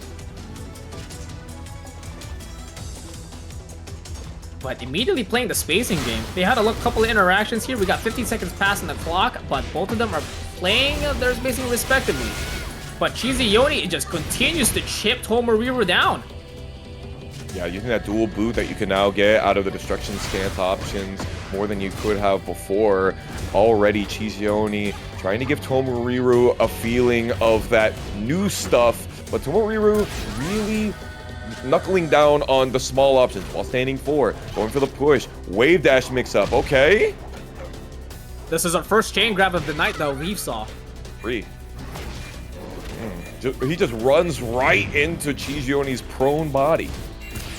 No duck, but it's okay. Still on the defensive end, and CheeseYoni goes for the chip to secure the win as time runs out. Now, chip damage in Heat has definitely been nerfed. Yo, forget what I was about to say. What a baller sidestep into the down forward 2 for CheeseYoni at round start. We like that. And the aerial tailspin to give him an extra wall split as well. Tomoriru tried to step out of the chainsaw, but he gets caught on the tracking on the last hit, and Tomoriru didn't like that. Oh, we did get that ender right there. Okay, back one. And that's another thing that Tomoriru has done a lot of. He'll do back one too, but he'll also like counter hit confirm the back one, only do back one two for the counter hit, and then go for a throw mix afterwards. 15 seconds left to play. Both of them were yet again equal health, but Tomoriru just got put on rage with 10 seconds to play. Oh, the great job of making his spacing and timing off. Yo, the back turn. I need a clip. I need a clip. I need a clip. That was sick. That was so sick. Obscure would be proud. Yes, he would. Oh, that was awesome. And Tomoriru didn't take that lightly once again. Goes for the full offense this time, and now he's bringing the swings. Giant swing number 1. Uh-oh. Forward 3, catching just in time. Oh, didn't get the punish. That's unfortunate. But just get the dual boot into the hello world, and Tomoriru just knew exactly when the space in the offense was going to be. And knew the spacing on the round start jab as well as he backs off and able to get the full gut punch, and now we're gonna be talking to the wall. I'll charge it up. 90 damage into more chip. Nice whiff right there. I will take my punish, take this phantom pain. That's giant swing number 2. And that is gonna do a lot of damage with the heat smash follow-up as well, putting CheeseYoni in a magic pistol situation. Doesn't press on the third hit, and that could have been death. But 30 seconds to play. He's gonna use the heat smash to gain a little bit of health back alongside with Hello World. But that's gonna get immediately taken away as he goes over the boot into the leg drop follow-up. And here in game 1, we're going with the final round. Now for 4-3-4, not getting launch punished in my tournament. Oh no, CheeseYoni can't be letting that slide. 3 of them. Uh-oh. Third time is not the charm. But third time will get you a lot more damage with a wall splat. Not the charm, definitely a lot of harm. Okay, we definitely breaking those though. Tomoriru just literally waiting for CheeseYoni to make a mistake, and CheeseYoni says, nah, you're the one that's making mistakes. You're throwing them throws too often. I'm gonna get this duck and launch punish off you. Bit of fickle now. CheeseYoni uses the heat smash immediately, activating heat and still going for the chip damage from Hello World. Nice instant duck out of the giant swing. Goes for the wall standing 2 into the rage art. This should kill if we're talking if scaling's correct. Yo, shades of East Howard here. Predictable, but not dead here. It is a nightmare for CheeseYoni. He doesn't go for the Shining Wizard. What's flashier? The Rage Art or the Shining Wizard Ender? Considering it's final round, it's only cinema to do this. That's fair. That's fair. Never leave anything to chance.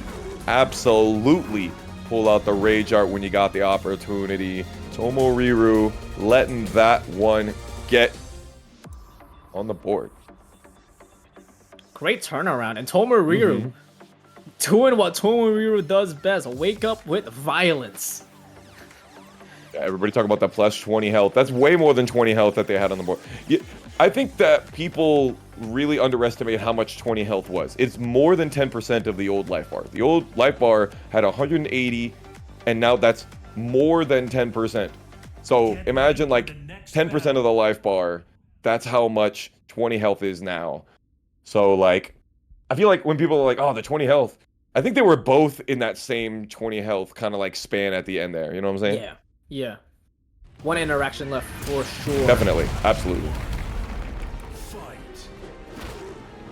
Ooh, another triple arm break, just in case you thought that I was going to go for the rolling death cradle. It's a 10 frame punish health more. That's exactly right. Definitely every character has more than 20 damage. 10 frame punish right here. CheeseYoni trying to go for theirs right now. Nothing doing, a little bit late. Nice break out of the giant swing. Escaping catastrophe here with the extra wall damage. Trying to go for a sidestep heat burst, but instead you get rewarded with a counter hit shove for Tomoriru. Bing, bong, boom. Heat dash over there.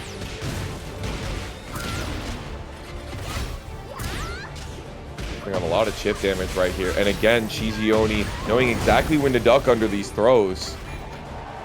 It's not enough. This is number 4. Number 4. Number 4.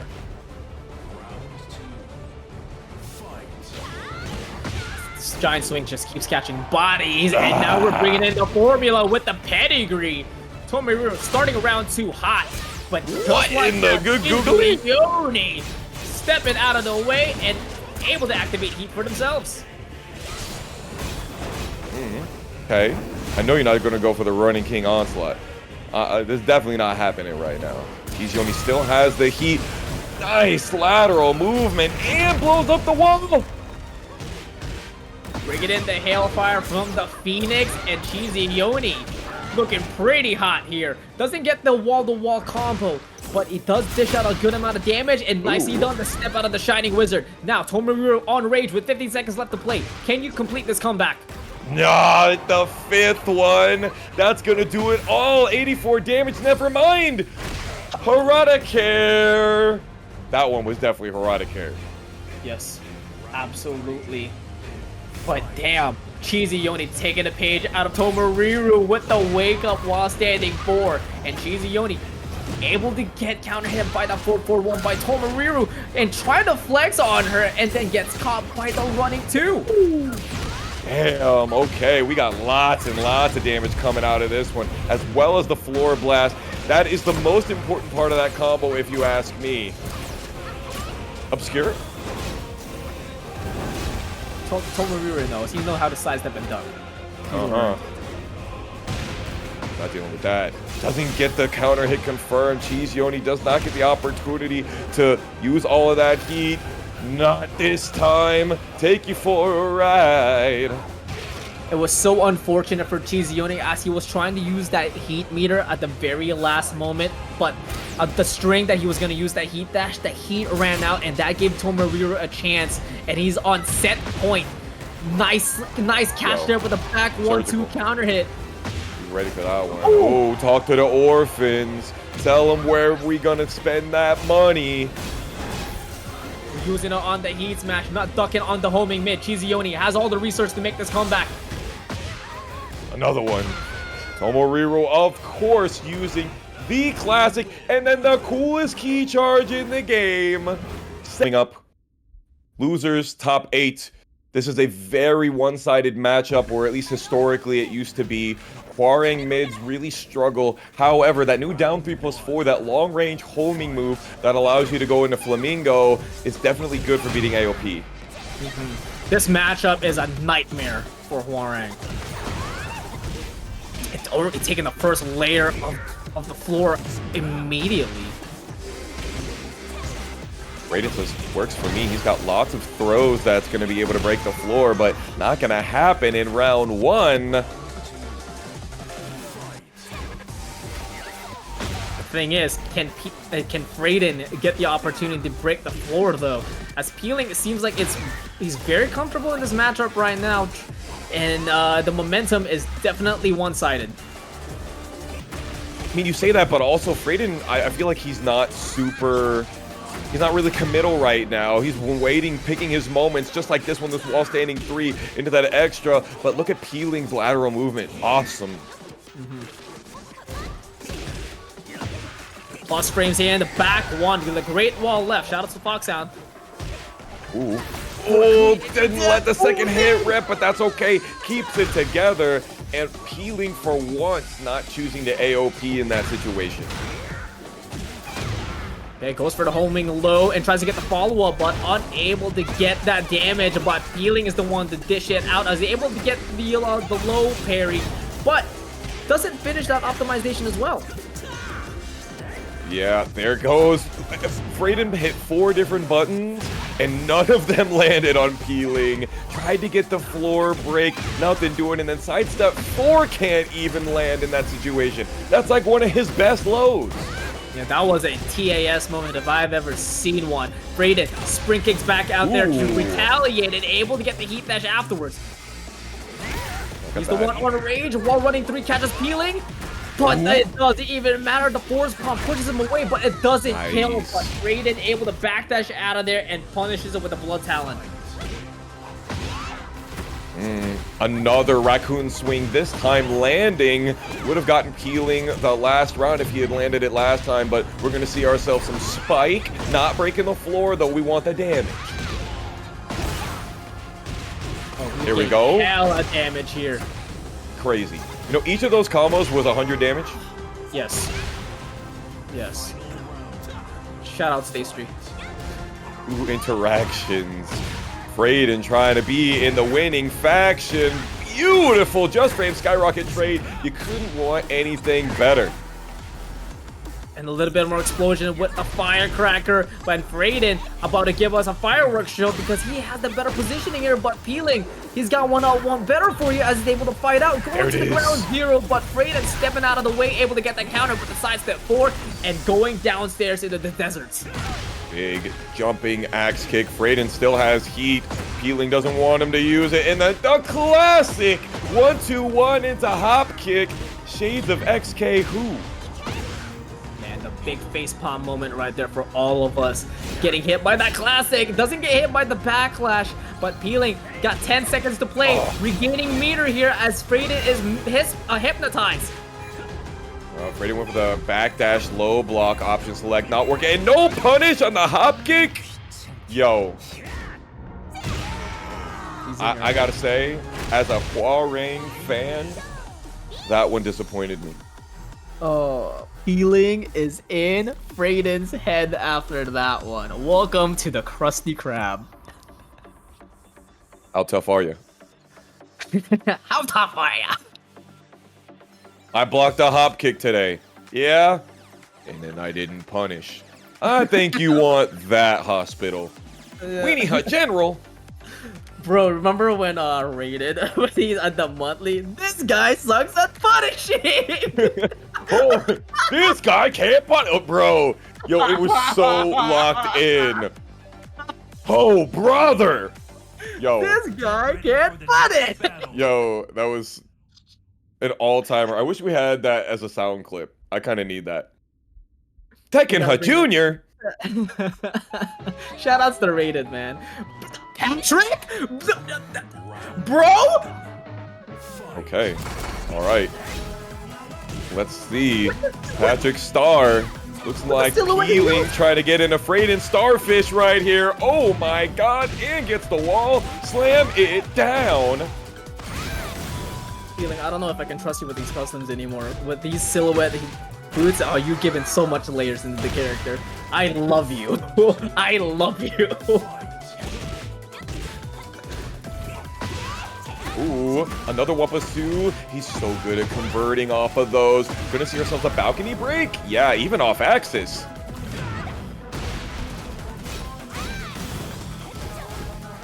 For one, immediately just like that, Fradin's back up against the wall. And immediately able to fight out of there as he gets engaged with the black kite. Nice counter hit out of the heat burst, unable to get the heat, the wall splat optimization, but it doesn't stop his offense. Nice right foot forward transition. He wants to stay able to get these options using the down forward for low hitting mid homing option. We like those.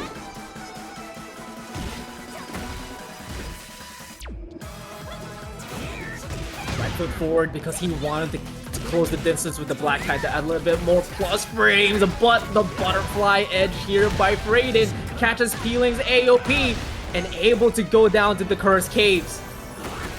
Okay, let's see what Fradin's got in store. Tries to go for some left flamingo. Oki, nothing doing, but there it is, the right flamingo into, right foot forward into that homie with long range approach. Trying to keep Peeling with his back to the wall, but the back turn heat smash does it all, and he was just taking a walk in the park.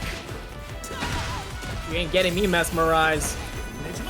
But Fradin able to get the soccer kick, pushes Peeling back against the wall, and closes down with the overhead. Fradin, 2 rounds up, is on survival point.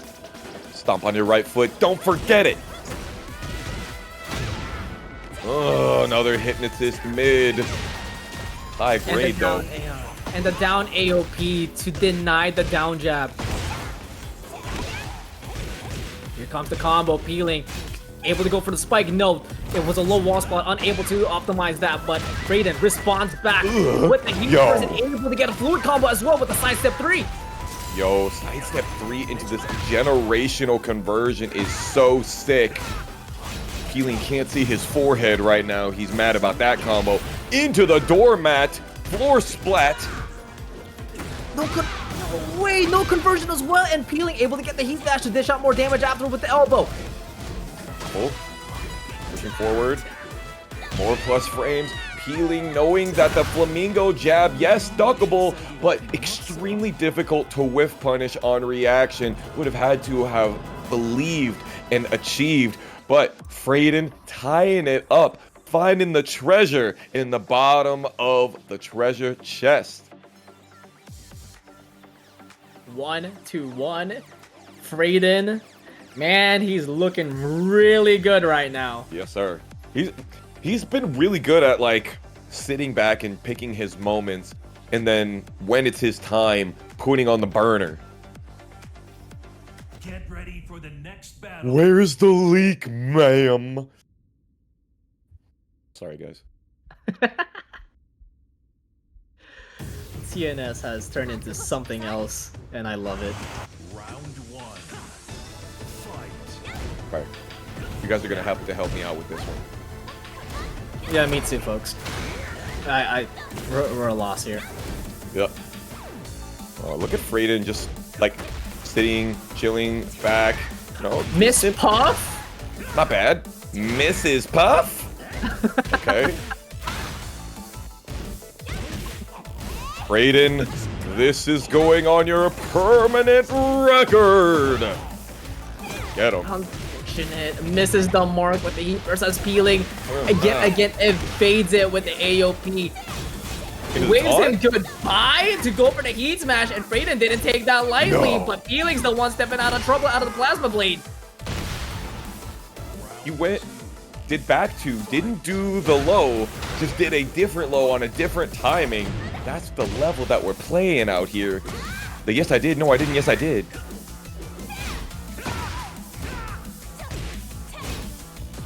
I think maybe you can get a standing 3 punish off of that, not sure.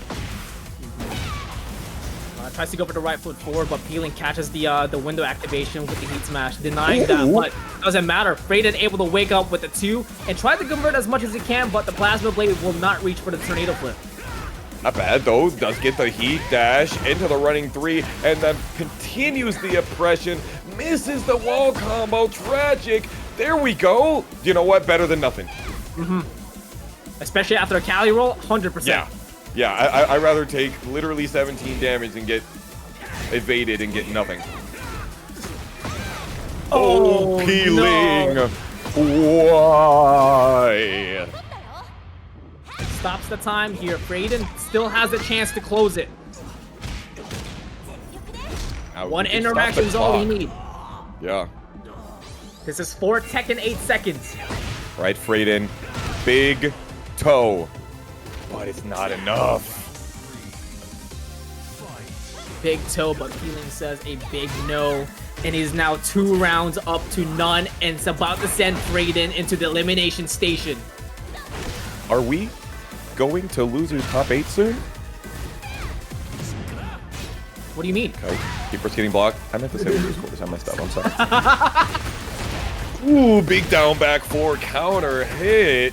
Fradin not afraid to be able to get all of this. And Fradin able to extend the gameplay. He stays alive. Oh, that while standing 2. No charge up needed, but add insult to injury. Damn. This is gonna be really bad for Fradin. Ling can use these different options on the wake up after the 1, 2, 3 slam and sends it home with a 20-second perfect, and that's gonna do it. The P used to say picking a top tier. Though, Joonya 20Z definitely on that tip, as well as keyofpoo. Victor has gotten a lot of buffs in this last patch, and I think he's gone a little bit under the radar. keyofpoo finna show us how. Definitely under the radar, but this man is making quite a name for himself. And we'll see how it's going to be here at Top 8 Losers against Joonya 20Z. Make Dude Star, thank you so much for the sub, 13 months. Appreciate you, fam. We're heating up out here, not only on the matches, but in the sub count. Both of them in heat. Joonya gets the better half of it, but keyofpoo spends it right back. Goes for the grab, but it doesn't kill. 25 seconds left to play, and keyofpoo goes for the ankles and cuts Joonya down to secure round 1. Definitely cut down the size right here, but stomping right back at him. Hey, we don't have Lars, but we got plenty of lightning bolts on the screen. A lot of steps, a lot of movement, a lot of stance transitions. Joonya 20Z's got them all, and definitely catches keyofpoo pressing out of the down forward 1/1+2, and Joonya gives himself the perfect to get back in the game. 18 seconds, I think that was the fastest one of the night. Joonya 20Z finna show us exactly what he's capable of out here, but keyofpoo gets the wall running 2 counter hit.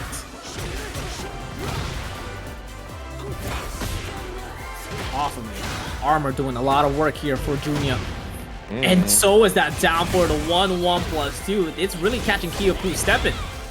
Absolutely, especially off to the right-hand side. keyofpoo trying to get his momentum back with the down jab, stopping it. And then the baguette cutter making quick French bread out of Joonya 20Z's skin. He doesn't want to feel Heaven's wrath, but he'll make you feel the blade out of the sword. But the jewels get snatched and continues to go for the low as Joonya 20Z takes the lead here. Greedy, but another running 2 taser blazer through this one. Honestly, I thought we were gonna see ourselves another wall immediately.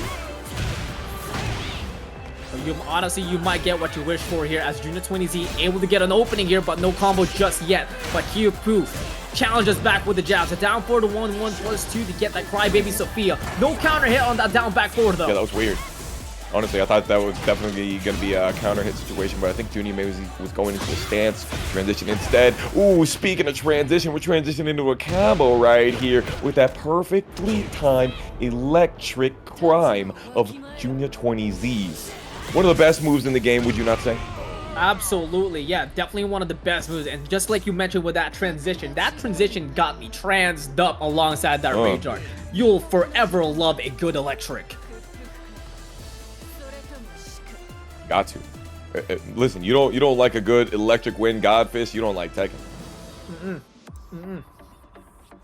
That's gotta be like one of those requirements to like Tekken. it's like electric to Hadouken, right? I think that's a fair comparison.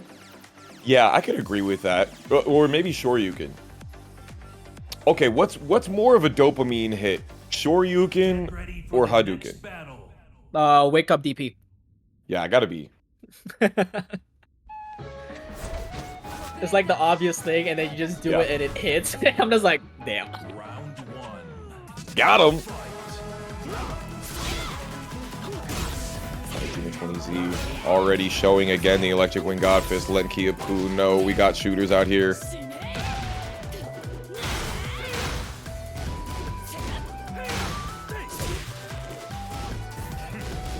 Ooh. keyofpoo using the small stuff, but Joonya 20Z not worried about it at all. His defense level is high. Yeah, he's just sidestepping, a couple mini backdashes here, and then finally using the armor. And now keyofpoo is flinching. This is looking bad. Yo, my man Joonya hit the dragon dance on that one, spitting hot fire, but unfortunately keyofpoo takes him down a couple of pegs.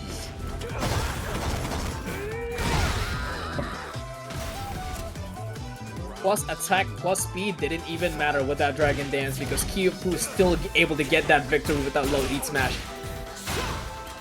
He's got the plasma blade out here trying to spit that hot thunder. Both of them electric types out here, but still see some plenty of super effectivity on these buttons, just like the electrifying electric wind godfist from Joonya 20Z, and gets this entire wall combo. That's able to speak it into existence, and Joonya 20Z is getting that steamroller here for round 2. 30 seconds left to play, and keyofpoo is in a really good position to make this comeback. Into the forward 4, we like those. He pressed the brake once, and then he regrets it as we move on to the next round, as Joonya 20Z starts it off yet with another electrifying godfist. Damn, Plenty of damage. Honestly, for a second I was like, damn, you took all those hits. I don't think you beat that trade, but you definitely got lots of damage off it. I have not seen that move in a dog's age. That was cool though. The camera angle even having like a little specific angle. That was really sick.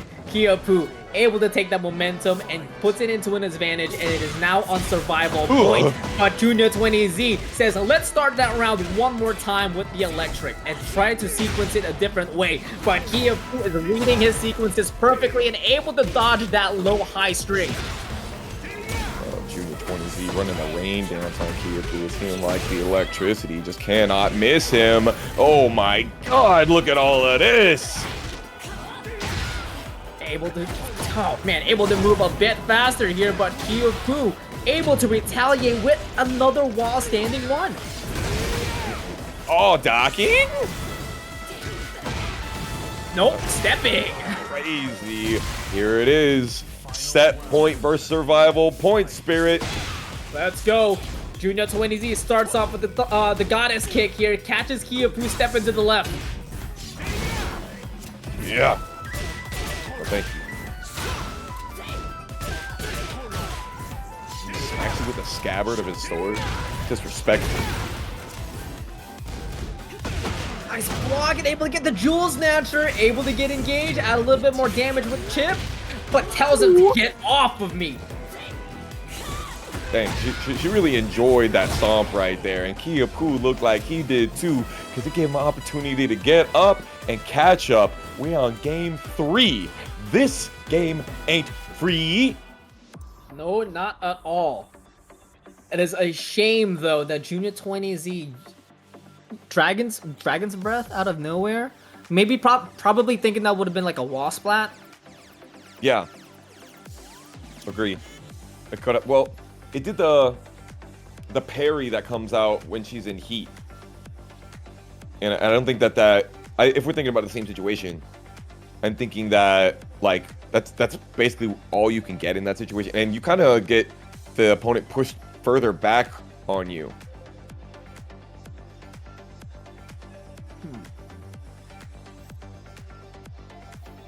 Well, yeah. Ready for the next battle. Foxhound is goated. He does know ball. We know ball out here. All right, let's see who's going to be able to take it to the hole.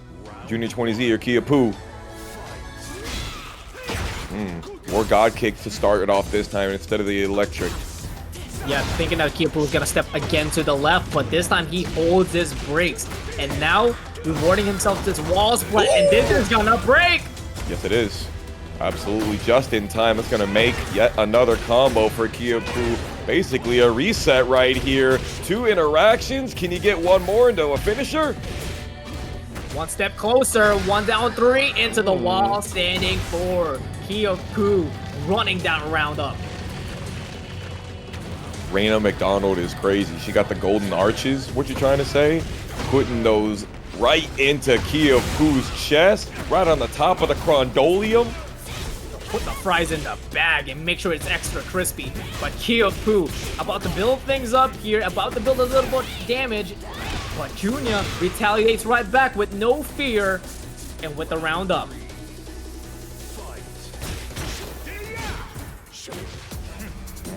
Next step, not working out for Joonya 20Z. Still having to take the brunt of those Tims.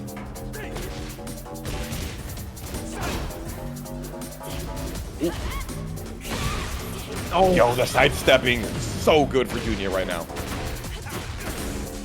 it failed that one time, and he's gonna do it again, and he's able to get that counter hit. And you know what? Get all the string, man. You deserve it. Ow! That was crazy. He just could not get off that wall. Yacht! You want to get close off to the wall, though. This is one way to start off. She's like, would you like to meet this wall? I've made friends with it, and you can poo. Keyofpoo yet again. Dude, you see how he just spun off of the wall instead of getting wall splat? Tragic. Yeah. Unable to get the follow-up, but he still's got one full string in the end, and Keyofpoo got caught pressing. 35 seconds left to play. Joonya goes for the random hop kick, and you can call that a calculation because Keyofpoo falls down into elimination. And not only in Paragon, but in TNS. Let's see how it plays out today. I will say, Lidia has a lot of good options to be able to catch the AOP, like the running two, like the sweep the nation, the red tape. A lot of good options. Let's see how it plays out. Absolutely, and you gotta remember, folks, Ling does have a Lidia on the back of his hand also as a secondary character, so he knows a thing or two when it comes to the Lidia matchup. Or, you know, big punish, yeah, for 30 damage already into the heat engage. Check out the small knee. XO picking very different options for this matchup.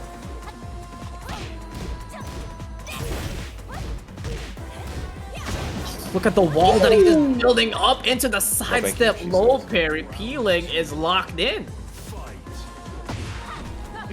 Got the elbow yet again. Another option that's like, you picked that because you expected Ling to go AOP there. He's really keeping it simple too. It's just a couple jabs into an AOP, sidestep duck, sidestep low parry. But damn, what a trade there for XO's favor. Yeah, the lame duck counter hit into the flash elbow. We like those. Gets a banana bunch and delays the button so that Ling still gets hit by that one. We like it. Look at that, already back in the driver's seat. 50% gone. Come on, give me a new record. Oh my god. I think Roman just gave Ling the powers. Hold on.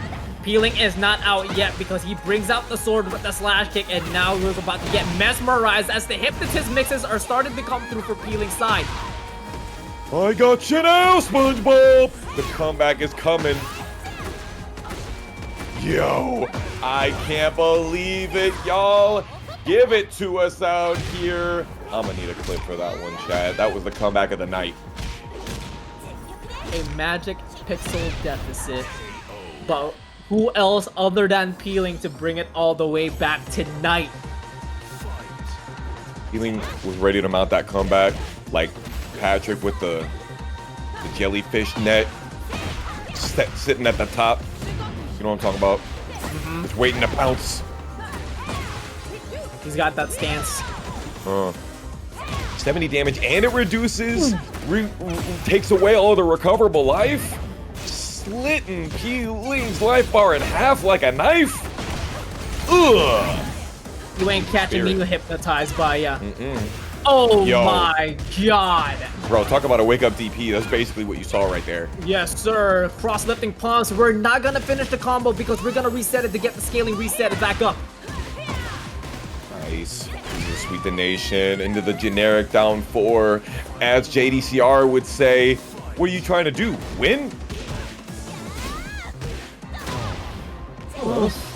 Hypnotist 2 catches Ling, engaged now on heat. Looking on fire, goes for the shoe shine and catches XO in the air with the toe tap. Get out of here. Flash elbow. Just the fact that you have a 12 frame Punisher like that in this matchup. 70 damage for what? Bro. Dude, that was 2 interactions. And he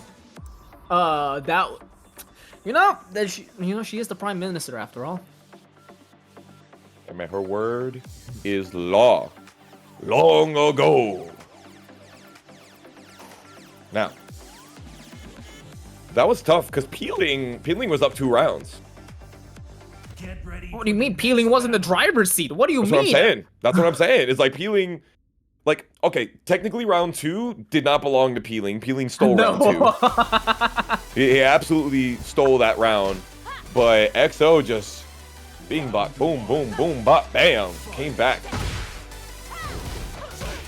No way you thought you were going to get a 15 frame launcher off of that one, but he says, you know what? I was going to get one sooner or later. But damn, that sidestep Kindred Spirit hop kick though was clean.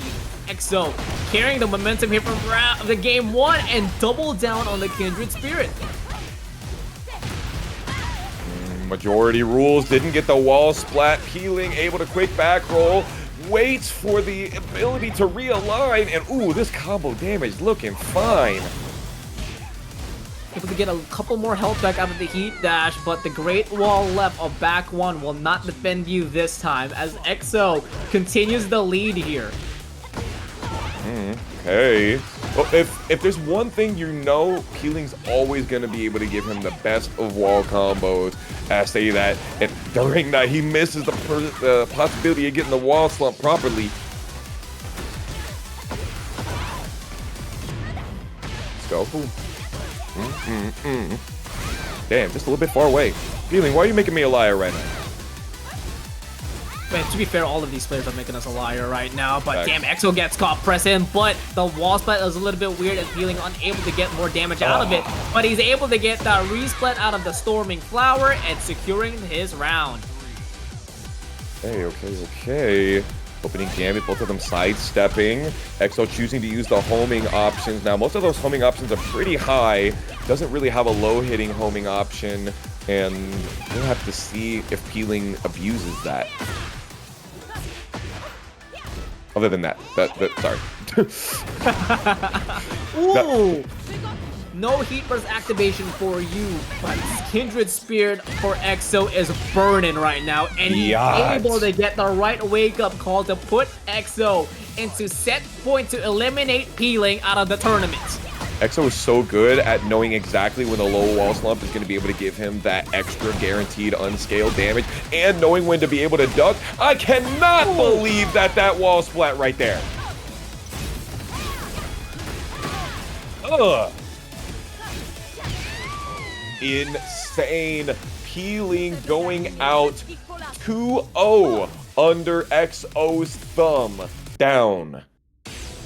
And like we mentioned earlier, Joonya 20Z does have the matchup knowledge because the training partner for Alisa Boskanovich is none other than Cuddlecore. But mentioned earlier, every player plays different, and CheeseYoni is definitely a unique Alisa player. Ooh, okay, I see with the Zero Suit Samus, but you're gonna have to bring that different kind of style. This ain't Smash, brother. But right now he's getting smashed out of it, but Joonya 20Z unfortunately unable to dish out more damage, goes in a stance, and CheeseYoni knew the perfect punishment for that, as able to realign themselves into the ground zero. CheeseYoni getting right under that. Using the Heat Smash to put Joonya 20Z into the corner. +6 into some extra. Nice throw there to get out. Into the sweep. Remember, folks, CheeseYoni reminding y'all that Alisa's got that sweep, and it's also changed a little bit. Yeah, the first hit is -12 now, and if she goes for the second hit, it's still launch punishable, but the first hit is -12. Ooh, walking right into the down forward too. I like it like that. Stick to this wall like glue. Beating you black and blue as well. CheeseYoni cutting them down as Joonya 20Z is on one interaction left with all the resources he can utilize. But CheeseYoni not giving him a chance to use it. 30 seconds left to play with Magic Pixel. Joonya 20Z able to step out of that and able to re-engage and revitalize. Yeah, that was an excellent sidestep right to be able to get out of there and launch his new offensive. There it is, sidestepping, knows that he can get Tsunami Kick and not much more off of it because it hit meaty. Ugh, speaking of chunky. We like that. Add more rounds up. CheeseYoni using that armor and that down forward 2 once again. Joonya 20Z getting caught a lot of times with that down forward 2. Rocket punch all the way to the toes, able to get that knockdown and cutting Joonya 20Z once again with the heat smash. That heat smash, heat dash. Okay, Joonya digging deep for the tornado of soul out here, trying to finish it off, but that big hell sweep and now docking. CheeseYoni just wanted to say hello to the world, and you know, he did just that, saying hello all the way from Canada, making a name for himself here at TNS number 65. Now, I see some people saying that Alisa got buffed, and, you know, some would say that she got nerfed because she lost a huge amount of chip damage from the heat, because heat chip damage got nerfed 3 times, if I'm not mistaken, either 2 or 3 times.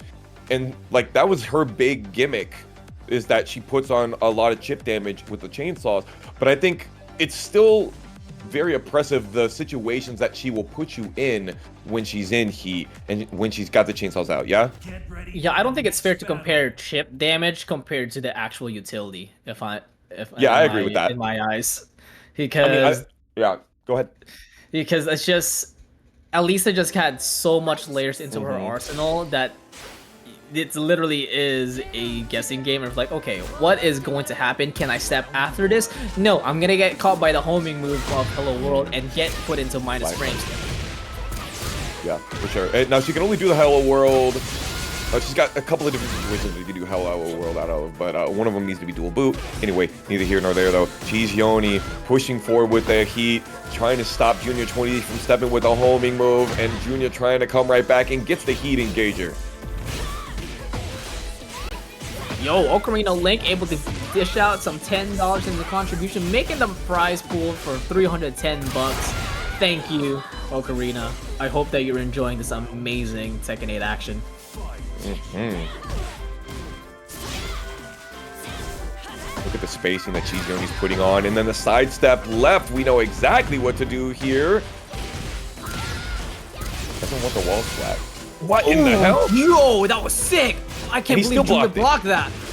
And there it is. There's the example there that CheeseYoni tries to use it with the hell, so he's only minus 12 and unable to get that punish. Okay. Nice killer for that one. Interesting that he didn't go for a combo option, which straight for knockdown. You're gonna go for the mix-up out of the Zen stance and the low follow-ups? Nah, I'm just gonna respond with a down forward 2, but Joonya retaliates with a down forward 1. I can't believe he pressed right there after the first hit of that advancing kick. CheeseYoni just was not on the level for Joonya 20Z to get opened up in his defense, and look at that, already turning on the propane burner. The defense though by CheeseYoni is looking so solid ever since the beginning of the night, and it really shows. There comes the Hello World, able to get the wall splat. He wanted the double. A little greedy. Big hell sweep though, talking about greed. He paid the price. CheeseYoni able to react to that, but Joonya able to get that backsway into the engager. And CheeseYoni looking in trouble though as he gets caught by the counter hit goddess kick. Yo, the electric war god kick, absolutely looking slick out here. But look at CheeseYoni, she's on skates. Flying around Joonya. Okay. We take those? Yes, sir. Nice block out of the low as well. Able to revitalize himself. 30 seconds left to play as CheeseYoni continues to chip him down, but they have rage. But Joonya doesn't want to deal with any of the offense anymore as he goes on for the hop kick. Set point versus survival point. Can Joonya bring us to game 3? Time to get it done. Oh, CheeseYoni does finish the string right there. Joonya thought he was done with it. Quick trim into the low. Nice sidestep block. Joonya 20Z gets out of those dangerous situations. Switching the sides, putting the advantage positions for himself, and now pushing CheeseYoni into the Rose Gardens. Whoa. Lucky he's alive right now. Dolphin dive. Totsugeki. Nice homing move to catch in the aerial. Unable to convert it to a float combo, but CheeseYoni press on the second hit. Yeah, runs out of heat. Finishes it with a forward 4. We got ourselves a game 3 for our final first to 2 of the evening. Ooh, Joonya able to bring it all the way back and starting to be a little bit more challenging. Yeah, he's definitely interrupting more often for better or for worse. For example, the 4-2-1 at the beginning of that last round, Joonya got hit with that one and then was like, you know what? I'm fine, I'm chill, I can deal with chainsaw pressure. Chainsaws are nothing to me, especially when I have a large amount of life left in the reserves. Now, we're in losers quarters right now. They really want to be able to try to get to that top 4 spot to be able to fight against EXO in the first of 3 because you get even more time to adapt. What does CheeseYoni need to do to be able to come back here against Joonya here? Bringing it to Yakushima, so the walls are even a bit farther. It's gonna be straight fundamentals here for game number 3. Yeah, I think Joonya's going to do really well on this stage. CheeseYoni immediately proving me correct. We like that. Unfortunate for Joonya though to drop the combo, but he's able to restart that one more time and being a little bit more safe here with the heat burst. But he drops it again. At least he's dropping it late in the combo. Let's see if CheeseYoni can show him how to finish it off. Show him how to put the fries in the bag properly. Oh, again. He continues to press on that forward 2 string, which very not what you want to do when she has heat. No. It's a shame. Yep. Yeah, shame.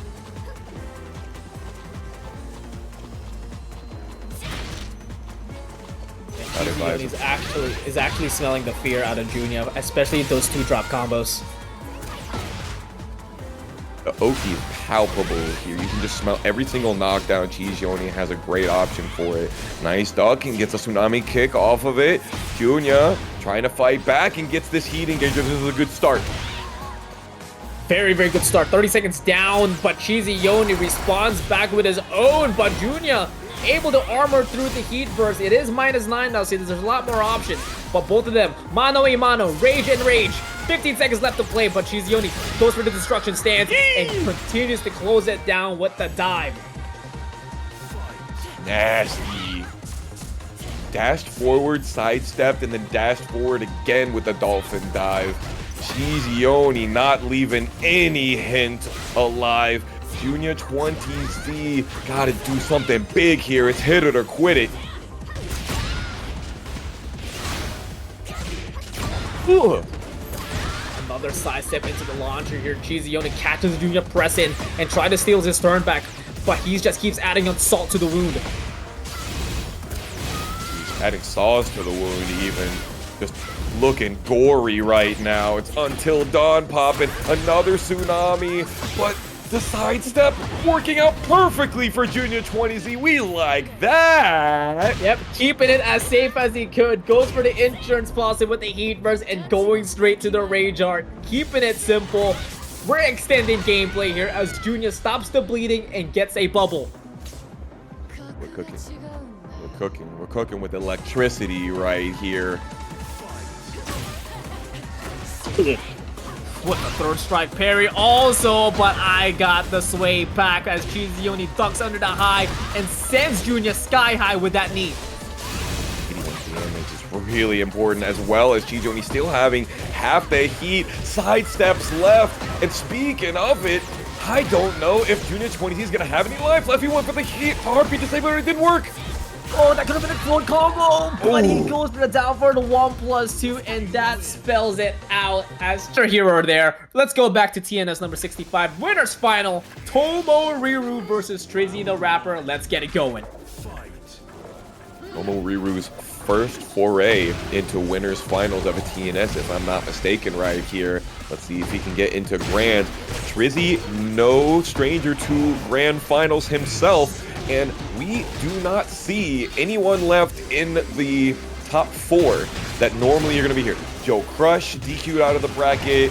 King Ray Jr. and Shadow 20Z, both in Japan. And Ling now out thanks to XO. I feel like there's not a lot of players here that made it to Grand Finals appearance except TrizzyTheRapper. XO definitely made it to a couple of top 3s, but not all the way to the distance. And let's see if TrizzyTheRapper can make that visit once again. His night. He's been using that full crash down forward 4 quite a lot, and Tomoriru immediately catching him out of there. So bot kick to finish. Round 2. Fight. 1+2, nice block out of the drop toe hold kick, but that whiff punishment for Tomoriru, able to get that frame perfect forward 2-1 into the first giant swing of the set. We're counting them, y'all. You already know we finna see plenty. Tomoriru, lots of heat. He immediately uses the dash, and then who's gonna have the better hop knee percentage? That's my question. Boom.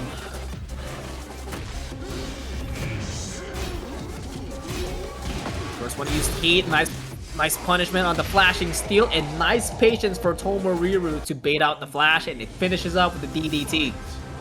Was that a block punish on the flash with the DDT? No. Bait. Oh, it still said punish, but I mean, it probably still had punish from the previous Yeah. situation. I think. Yeah. Oh, that's the first one of the night. Muscle. Yes, sir. Busting it wide open, busting the glass on the floor. Catches him Wow, wait, stepping. that throws you.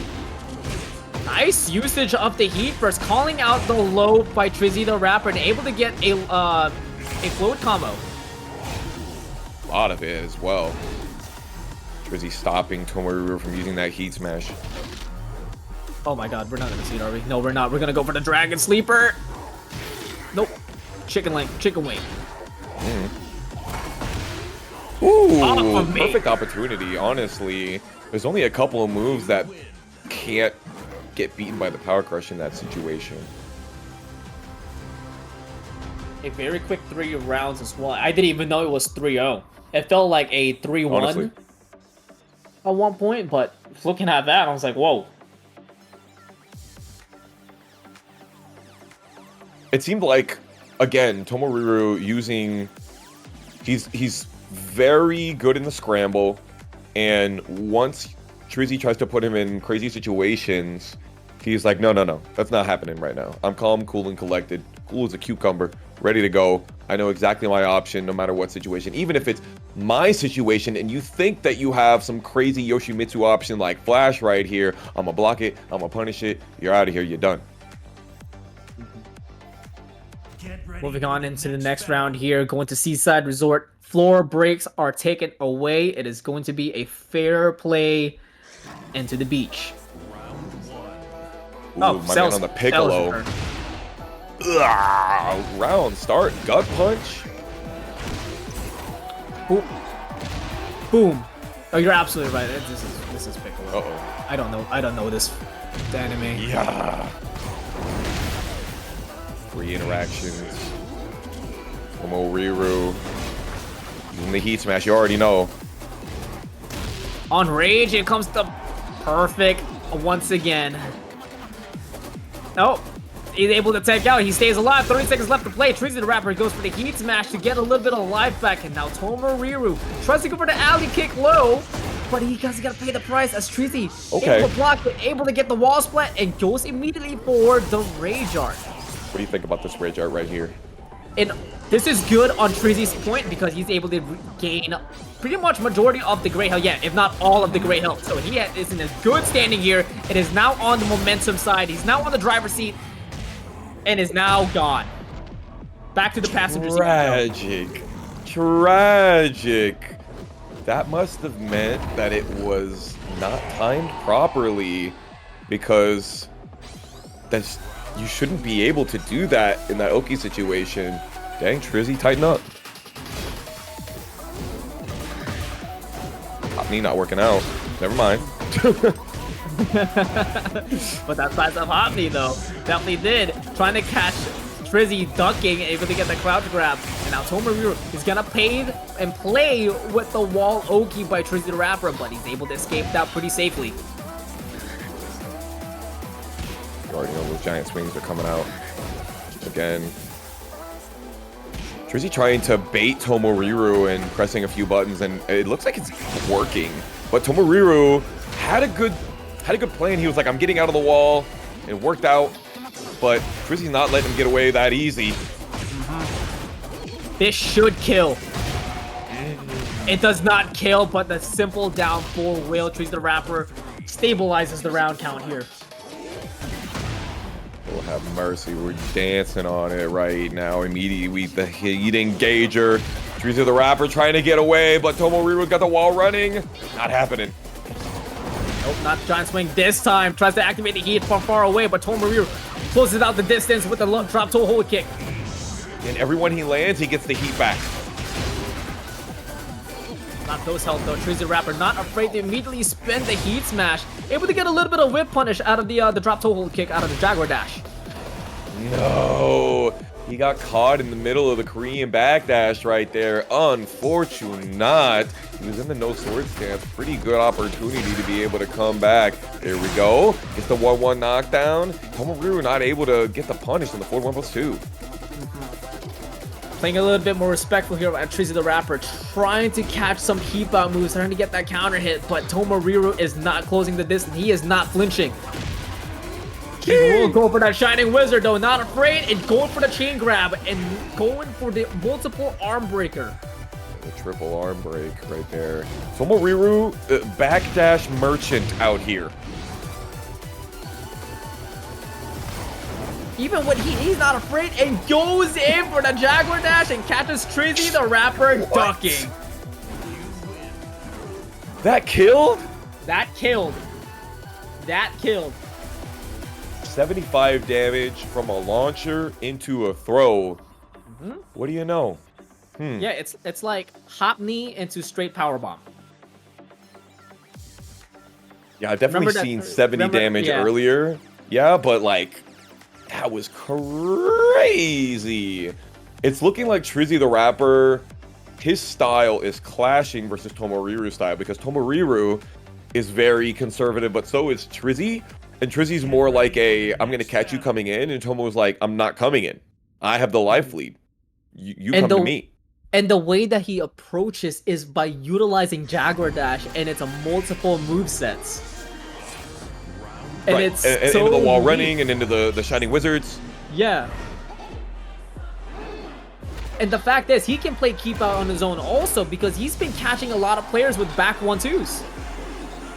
Third giant swing right there. Yeah, he's been catching so much on those counter hits, as well as these shoves. Knows exactly when the opponent is fed up with his offense. And let's not forget, counter hit shove, 8-frame startup.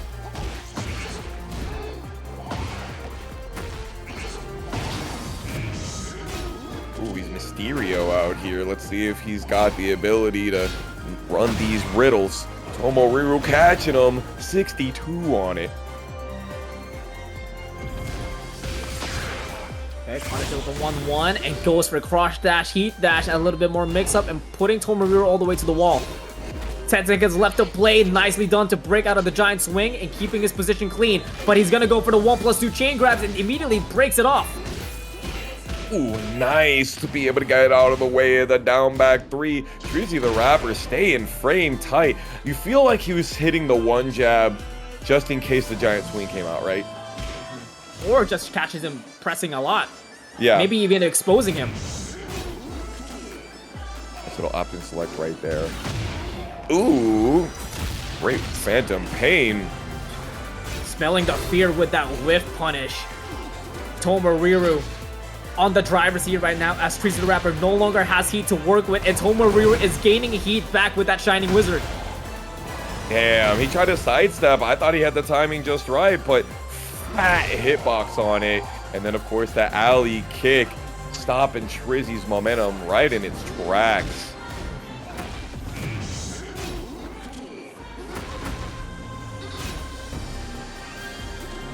Tomoriru's patience is something else. It is so weird to depict. And TrizzyTheRapper is also trying to depict that. It's just like what you mentioned, it is heavily clashing. And no punish out of the down back 3 either.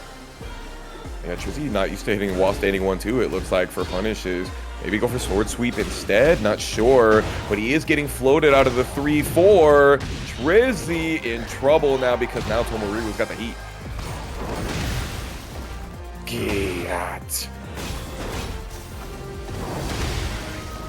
Bro. Charged it up on Magic Pixel. It tries to down jab, but Tomoriru finishes the string and crushes that down jab and is now on set point to make an entrance into Grand Finals winner's side. Trizzy, how do you respond? 4-2 timing just not working out for Trizzy anymore.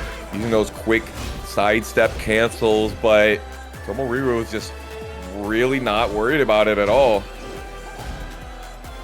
He's trying to get this openings with sidestep into like a mid, but Tomoriru is not extending the strings at all. It's really tough because Yoshimitsu does not have great approach tools. 3-4 is okay. Another giant swing that puts 4 on the board. 50 damage coming straight at TrizzyTheRapper, and he's in danger of losing his heat. Lets the heat smash rip into the Dragonfly. Grab of my own, spirited away.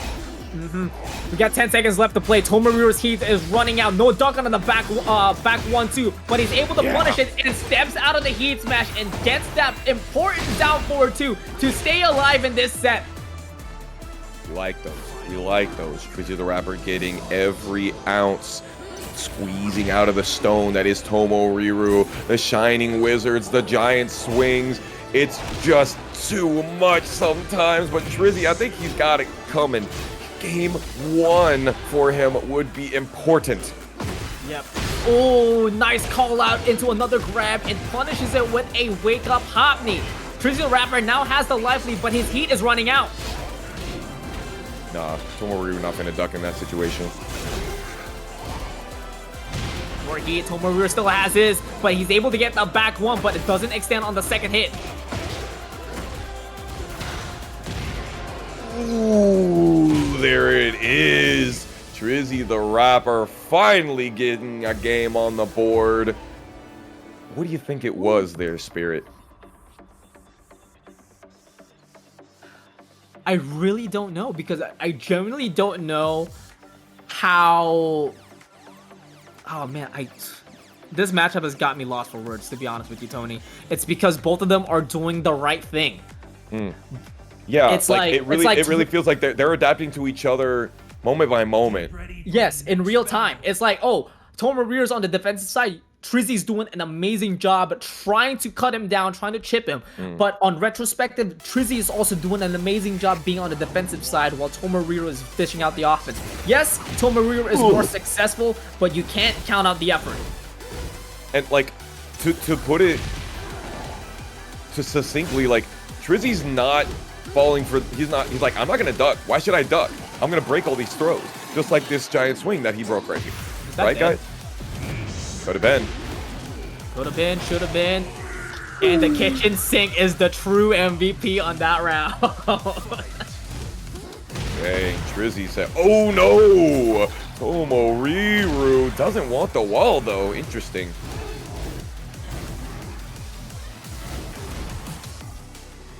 I know this is the Kool-Aid man out here, but TrizzyTheRapper getting Hawaiian punched.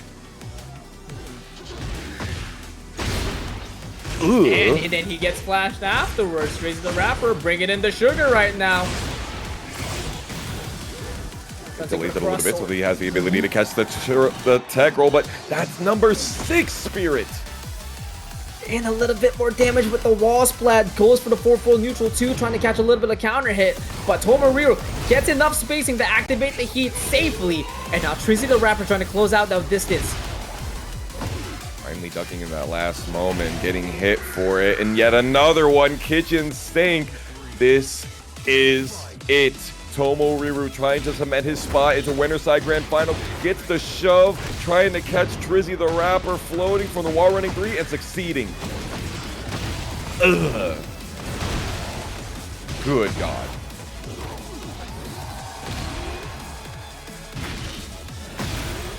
Oh my god, this is gonna be perfect! No, TrizzyTheRapper with this little bit of slip of health goes for the heat cancel, but Tomoriru cancels out the potential of a comeback, and the king makes his entrance into Grand The Phantom. Sanctum. Okay. Thanks, Zennies. Thank you, Zennies, for protecting Foxhound's eyesights and making him look even hotter. No pause. Hey, yo. Ooh, speaking of hot, CheeseYoni, he'd engage a round start. EXO not afraid though out of this heat. CheeseYoni immediately extinguishes himself, going for that heat dash and saying hello to the world, able to get a little bit of pickup from the ground. Yeah, that's kind of crazy. You only got 5 damage off of that, but, you know, it's my situation, not yours after that point. 35 seconds left to play. He has all the resources, but unable to get an engager or anything. CheeseYoni closing out the first round dominantly. Bringing up the chainsaws, immediately destroying half of EXO's life bar. Does get the turn back after that punish, and it's looking like karate time. Nope, it's back to destruction time. CheeseYoni immediately steals the turn. Able to get engaged once again. Get a sidestep. I like it. Okay, more hello world. Wake up with the JavaScript. EXO finally activating heat, unable to do so. No whip punish out of the down back 3 by CheeseYoni. Ooh, big trade. CheeseYoni though getting the better half of it with the blade.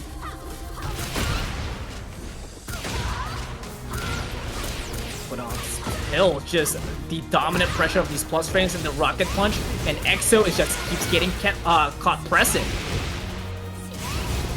Deacon wall splat, luckily couldn't get hit by a tornado there because he was locked into the destruction stance. Gets a little bit of life back from that. Nice parry, 1 banana bunch, but really needs to come back if it's going to be able to do anything with it. 3 rounds straight for CheeseYoni. Damn, that was fast. Yeah, and great awareness as well for CheeseYoni to not press on the second hit out of that low string. Great patience, because that would have spelled a different scenario for CheeseYoni. Honestly, it's difficult to analyze that match outside of CheeseYoni just knowing every single Okizeme situation and controlling it. Get ready for the next battle. Yeah, he really does have that. When it comes to the point where he realizes that he needs to slow down, he will actually slow down, sidestep a little bit more, and throws out safer moves than usual.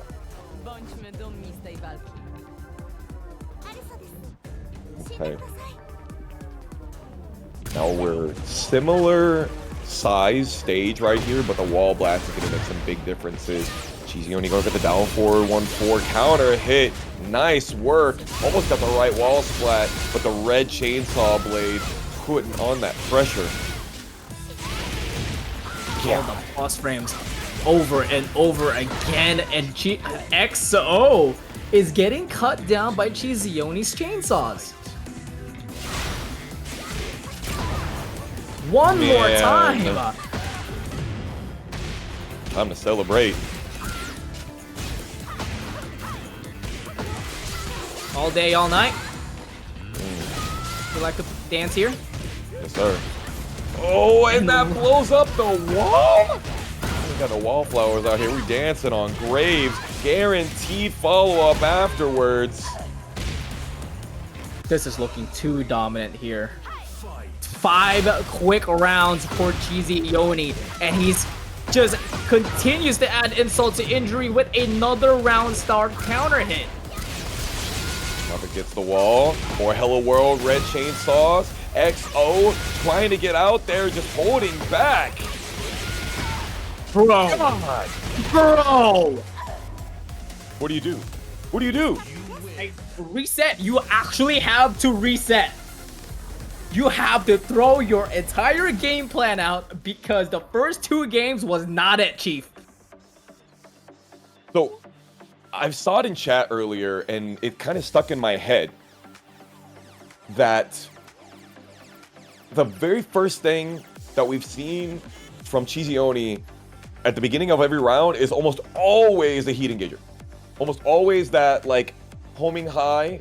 Maybe it's not homing, but that very good tracking chainsaw high that goes into the heat engage. Like, we see that so often from CheeseYoni, and it's been working so damn much. And then once the chainsaws are out, that's it, fam. Not even just a chainsaw, just 1 counter hit. That's it. Yeah. Right, if the heat engager doesn't work, the next hit will. That's what we've been seeing. EXO's really got to come back. Now, he's really on top of the punishment, but he's got to keep the pressure going on. speaking of punishment, he was not on top of that one, and now CheeseYoni back on top with the chainsaws, and immediately continues chipping out. Nice punish, but no follow-up! Bro, you cannot let him get away with doing that move and not kill him for it.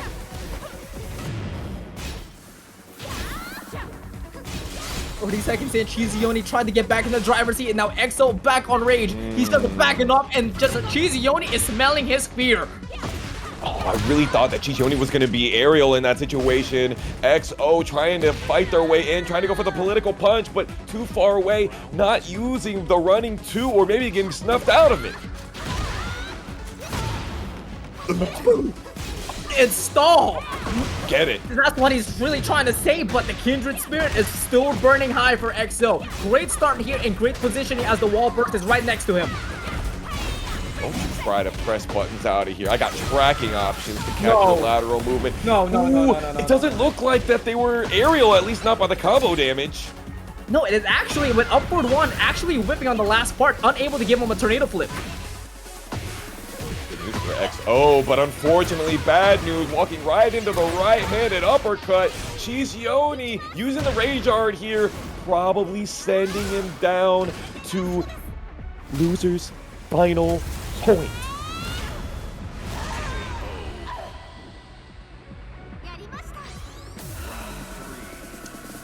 It's a sad day for EXO right now. Only one banana bunch on.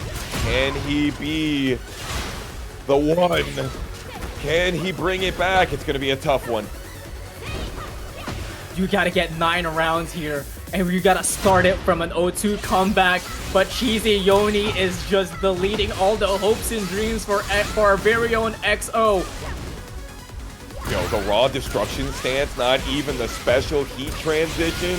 Just say, I know you're not going to press on me right now. I know all you're going to do is hold back. Why don't you hold yourself back to the lab again? Is this legit proof? Yeah. Also, I see on the chat, the boy Bloodhawk. I see you, my friend. Hope you're doing well. Hope I get to see you soon. Great job at DIY. That's my goat. Yes, sir. All right. Speaking of which, TrizzyTheRapper bringing out the Charizard right here, spitting that hot fire like our boy Bloodhawk does on a daily basis. Let's see what he's got in store in the moveset. His 4-move Pokemon moveset might be just enough to be able to keep CheeseYoni on his toes, but already getting the heat engager, that's not quite how you want him to start off. Yo, Trizzy trying to get that protagonist buff with the Charizard cosplay, but CheeseYoni also got that protagonist buff, and he's ready to make a splat out of TrizzyTheRapper. Damage. Yes, perfect punish with the sword sweep, but unfortunately too far away. Luckily, you didn't kill yourself doing the spin. Spin to win time?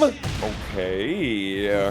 And what's great as well is that TrizzyTheRapper actually used it perfectly and conservatively, because the way he spun, he was left with 1 pixel left. And what 1 interaction left, he's able to regain all of that back. Damn. Full crouch down forward 4 into the run-up flash. TrizzyTheRapper is trying to send a message right here, says do not try to get anywhere on me. And he runs up. I know you didn't mean to do that chainsaw string. It does a lot of damage if you press into it, but TrizzyTheRapper is definitely not going to get hit by that. It was a timeout, but we officially stopped this 9-round streak by CheeseYoni. Also, Stock2K, thanks so much for the subscription with a tier 1 sub for 5 months on the current 2-month streak. Thank you so much. Nice step out of TrizzyTheRapper, able to get that back 1-2 hit engager, but CheeseYoni wakes up with a down 3+4. Very interesting. TrizzyTheRapper must have delayed the button because that 17-frame startup, numerically speaking, that should not have been able to low crush right there. But TrizzyTheRapper still alive with plenty of recoverable life to be able to come back.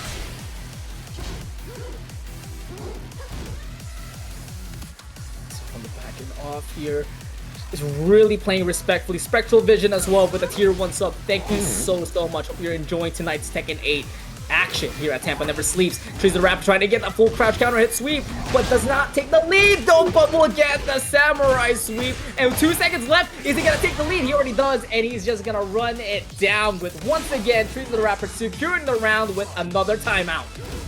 Now, doing the full crouch sweep on block, okay. normal. Doing the full crouch sweep on hit? Kinda nasty work right there. And that's a new change that Flea 2, that Flea slide, now much more block punishable and floatable into a combo. Nice step and nice punish as well, able to regain a good amount of health back. Good patience here as well by TrizzyTheRapper, trying to bait out the hop kick by CheeseYoni. Ooh, okay. TrizzyTheRapper thinking about flashing right there. CheeseYoni said, I know you want it. I know you want it. But you're gonna have to come and get it. He does have the life lead though, trying to go for the overhead, closing out the distance. TrizzyTheRapper, you gotta make a move somehow. 10 seconds left. He really wants to put on some He's pushing her against the wall. chip damage. Both of these guys just not wanting to give an inch. Will it hit? It does not. I really thought that the backflip was going to be punishable right there. It really, yeah, it really did. It really felt like it hits. But damn. Great awareness is by CheeseYoni, knowing that TrizzyTheRapper's only chance to make that comeback happen was to push her against the wall. But CheeseYoni was like, nah, I ain't having that. Close out the distance and able to get the sidewall. And now Trizzy back against with her against the wall, but instant sidestep into the heat burst to cancel that heat smash. Ooh, Kincho parry to be able to punish. We got ourselves some inside access into the string library. TrizzyTheRapper doing good work here. There's no way this hits. What? It definitely does! TrizzyTheRapper not out yet with a beautiful execution of that sidestep rage art. Honestly, great option right there. Okay. Trizzy already out of the no sword stance from the warp strike. CheeseYoni doing a great job with this backdash. I used to say one of the #1 things that you can do to beat Yoshimitsu is backdash. And with this character having pretty much the best one in the game, that's going to be an uphill battle for Trizzy, but both of them doing so great on the keep out game. Super close on that whip punish. No down forward 2. Trizzy tries to respond back with his own down forward 2, but CheeseYoni not pressing. So conservative, both of them. They're so ready. Now, Yoshimitsu now having a 13 frame while standing is great, but CheeseYoni saying, I know exactly when you want to take your turn back, sidestep down forward too. Both of these guys are showing us Tekken.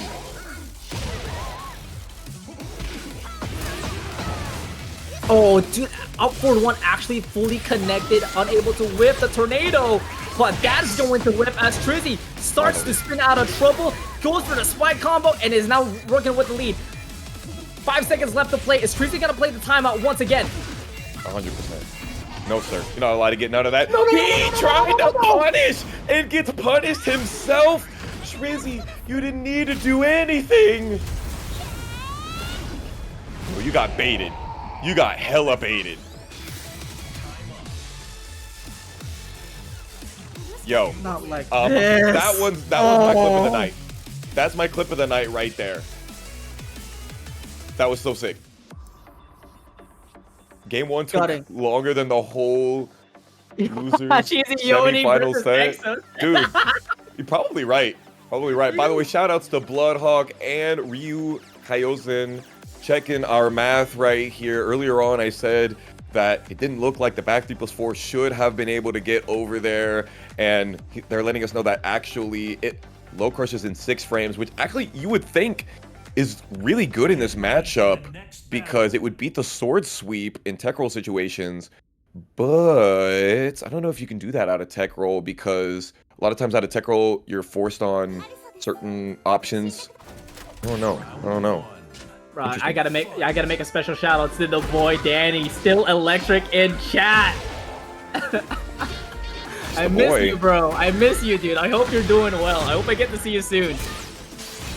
The Boston Barber himself.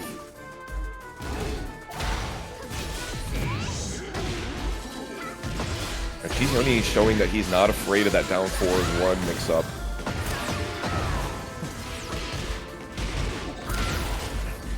One, two into the push, and he's definitely getting pushed away because CheeseYoni looking pretty operational here against TrizzyTheRapper, especially with his defense.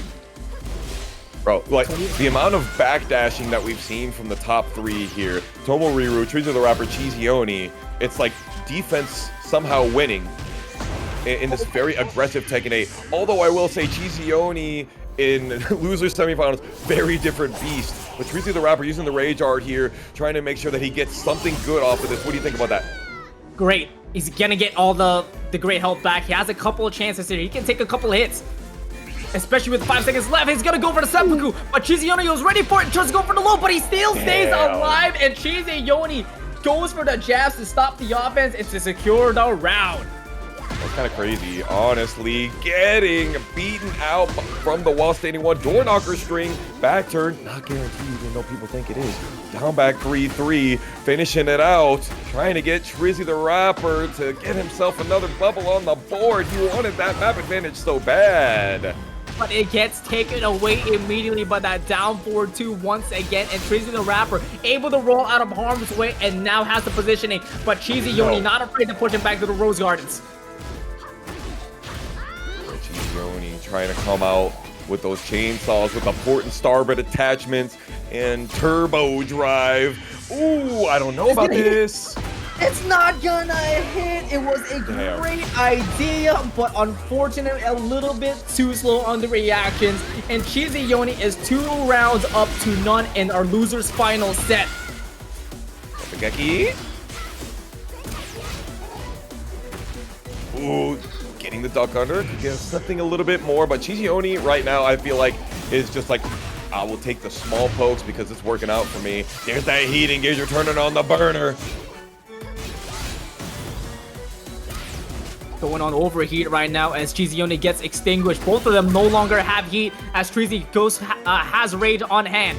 30 seconds left to play on the clock, but no room to use it as CheeseYoni closes it down with a down forward 4. The tried and true keep out game for Alisa gets used here on the last interaction for game number 2.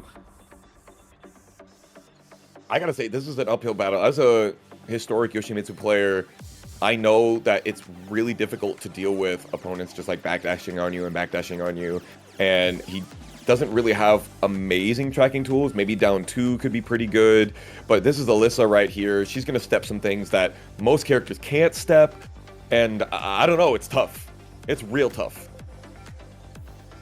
And it's really eye-opening because CheeseYoni, TrizzyTheRapper, another case of where these 2 playstyles are clashing with each other. Yeah, you can't both be turtles. Somebody's got to cross the finish line. Has CheeseYoni made it to a grand finals? I believe so. I'm 90% sure the answer is no right here. This could be time.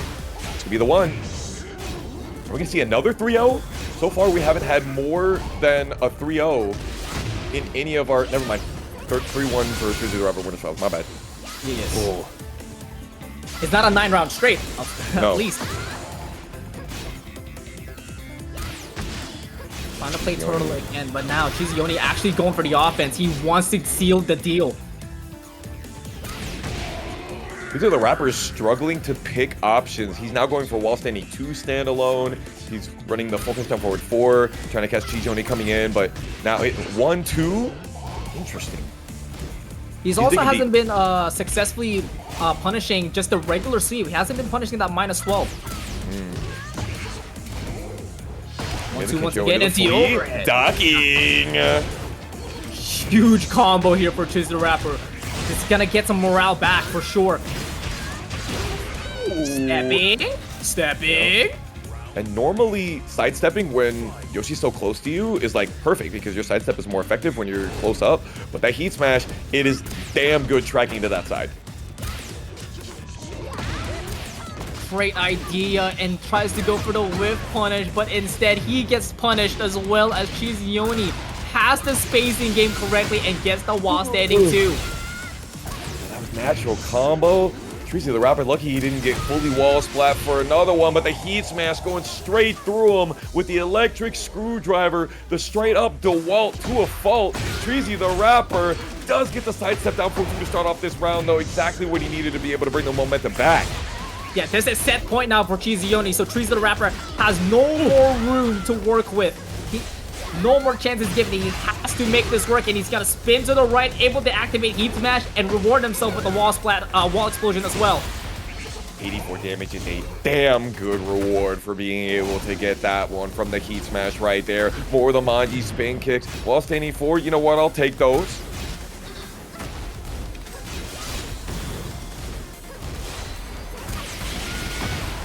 Saying hello to the world once again, and he could be saying hello to Grand Finals. Spins away out of the wall position here, and he has the life lead, but he gets caught with the counter hit slide. CheeseYoni, can you close it out with the Rage Art? Yes, you can. And just like that, CheeseYoni brings all the flavor, the defense and the offense, and now we'll be moving forward into Grand Finals, a loser side to face against Tomoriru, denying the run back for Trizzy. In their first Grand Finals entrance. And put into this perspective, we have Canada versus the Philippines for Grand Finals here at Tampa Never Sleeps Tekken 8, number 65. Tony, let's do it. Let's get it done. By the way, Air Claws putting $40 into the matcherino in this last moment to cook us up to 350 degrees. We like that. Tomoriru now getting his backdash game shown by CheeseYoni. Gets the great heat engager. Let's see what he's gonna do with it. You already know. This is gonna be another one of those matches where the playstyle just continues to keep on clashing. And this is a run back here, a winner semifinals where Tomoriru took it 2-0 against CheeseYoni.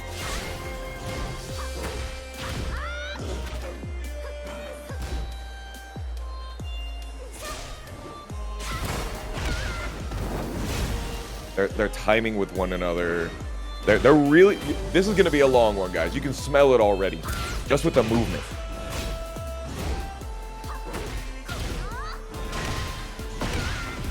Tomoriru is definitely not playing turtle though. He is not afraid at all, but nicely done to put on the brakes on that Jaguar dash, knowing that CheeseYoni was gonna step out of trouble. Ugh. Shining Wizard, number one. Giant Swing, number one. Number one. Round up? No. But the forward two will get the second round up, and the chat is snarling. The Snarl Gang has come.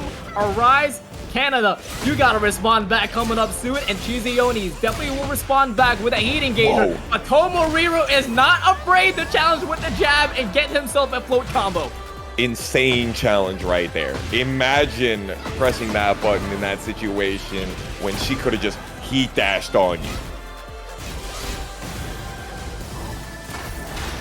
He still has heat. Pushback? He still has heat. 30 seconds. You already know. Being super conservative. Goes for the chain grabs and get off of me. Tomoriru just a little bit out of range for that, and then Giant Swing number two. It will do enough damage, and now Tomoriru uses the heat first and sidestep heat smash, leaving CheeseYoni with a pixel with 5 seconds left to play. CheeseYoni trying to go for some assumption sidestep into down forward twos, and Tomoriru was like, "What? You thought I was gonna press? Why would I press? I have the life lead. What are you gonna do? What are your dinky lows? You don't even have chainsaws out." You think I'm Trizzy? You think I'm gonna do it like a samurai sword sweep out of nowhere? I have discipline. I know when to break, and Tomoriru did just that. He took that transmission, put it on reverse, and backdash out of there. That's game one for Tomoriru, and that means 2 more, and he gets the TNS championship belt, and he can bring it home to the orphanage and give those kids what they need. Now, do you think that CheeseYoni is going to start choosing some more risky tactics? No. Yes, sorry. I believe so. I think CheeseYoni is gonna try to be more on the offensive side now, instead of clashing with both turtle playstyle. But that kind of leads up into like an offense versus offense kind of style. Definitely. And Tomoriru is defensive to a fault, I would say. You know, he's not gonna just run like Jaguar Sprint, Jaguar Sprint, Jaguar Sprint. He will run those running throws, though. He'll run those running throws. He'll use that muscle armor. He'll do whatever he can.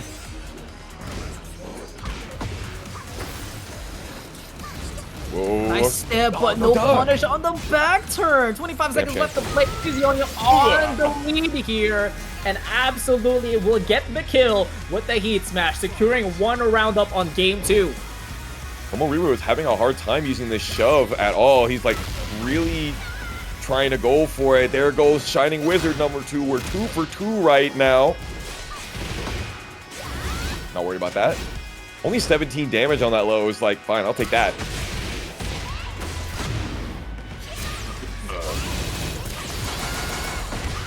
Boom!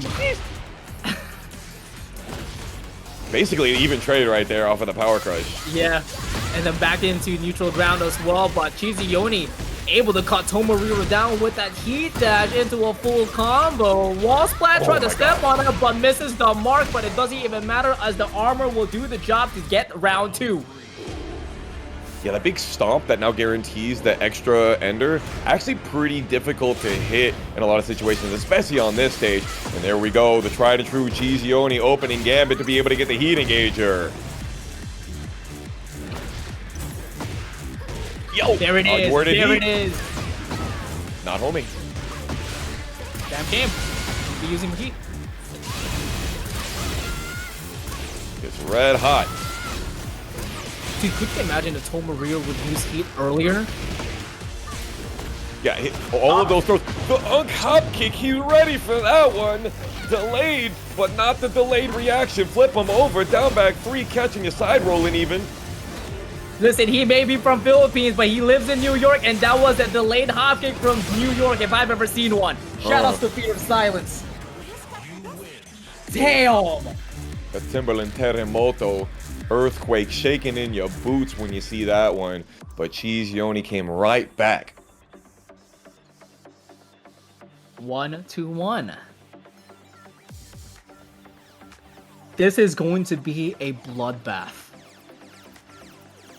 It's death by 1,000 cuts, it feels like. You know, it doesn't feel like we're seeing these like big 90 damage, 80 damage combos. Like, we get a couple of those, but it's really like they're choosing their surgical moments to open up the opponent, like scalpel, and then when it's opened up, then they're deep, taking out organs, taking out intestines, taking out lungs, livers. You get gutted. Round 1. Oh, he's going on the quest. Ooh. Quest to break your arm. Vegeta has wares.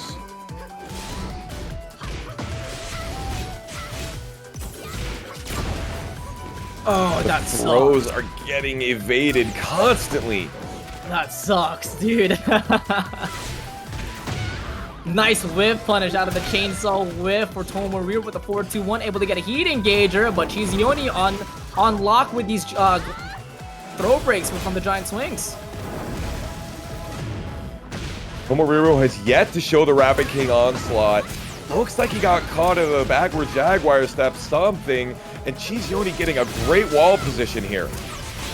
Yeah, not that you mentioned that. He hasn't really been using the Jaguar Dash a lot. Yeah. Goes for the sweep, but doesn't get a wall splat for his trouble. But CheeseYoni continues to be on that position and breaks the balcony. And yep, and just like that, CheeseYoni has now taken the lead in this set for now. Tomoriru, so many times he's been running these throws, and CheeseYoni sidestepping just in time. And you've said it before, if he was in heat through most of these situations, very different ball game.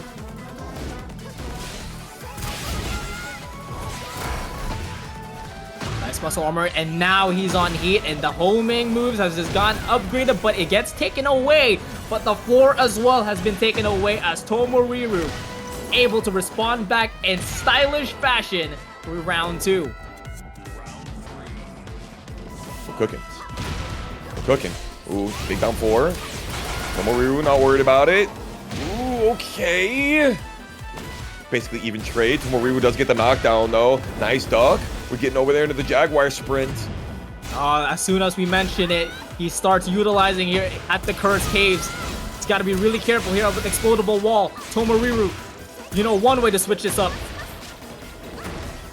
You're seeing CheeseYoni consistently going for the high crushing moves. Nice wall standing 2 to get under it. You thought you were gonna wall splat me? It wouldn't even wall splat because it would have been a heat engager, dummy. No, it would have been a wall explosion if anything, right? No, when it heat engages, it does not. Ah, I see. Got it. Yeah. Yo, Not to say that dude, I'm thank you actually so calling much him a for nerd. the subscription, for the tier 1 sub, for 8 months on a 4-month streak. Thank you so much.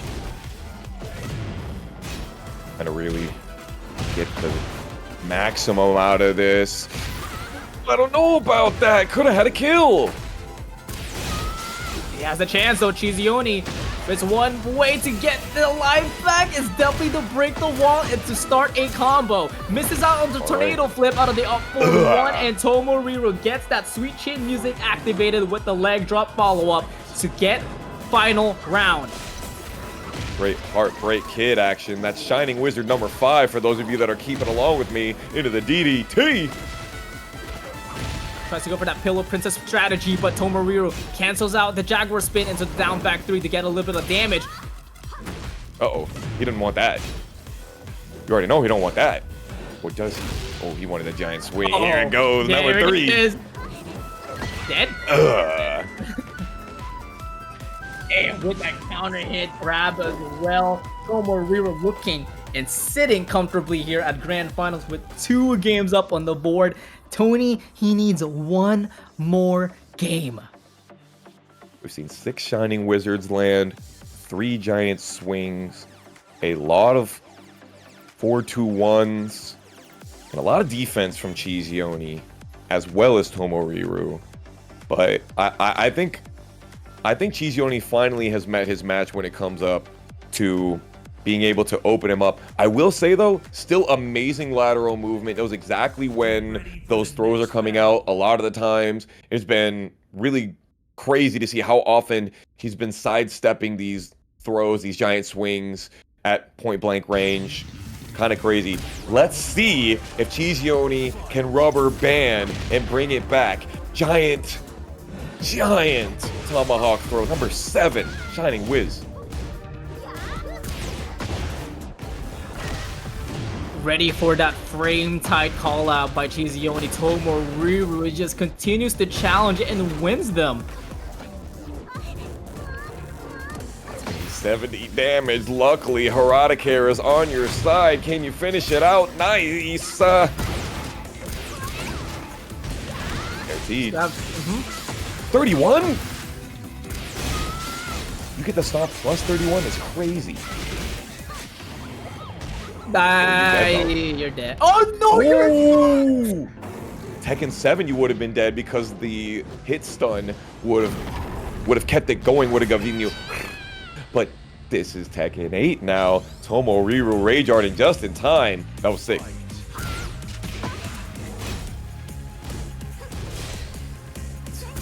Talk about adding salt to the wound. Oh, get over there. Get on that wall. No, you get on the wall. Careful. Tomoriru almost getting hit into that wall blast, but the sidestep block is so tight. Uh-oh. No, it doesn't get the wall splat reward for CheeseYoni to get the follow-up extra damage, but he is in the most corners of corners, and Tomoriru looking in trouble, getting his shoe shine. He tried to backwards Jaguar step in that situation. You deserve everything you got. Yeah. That's unfortunate there for Tomoriru.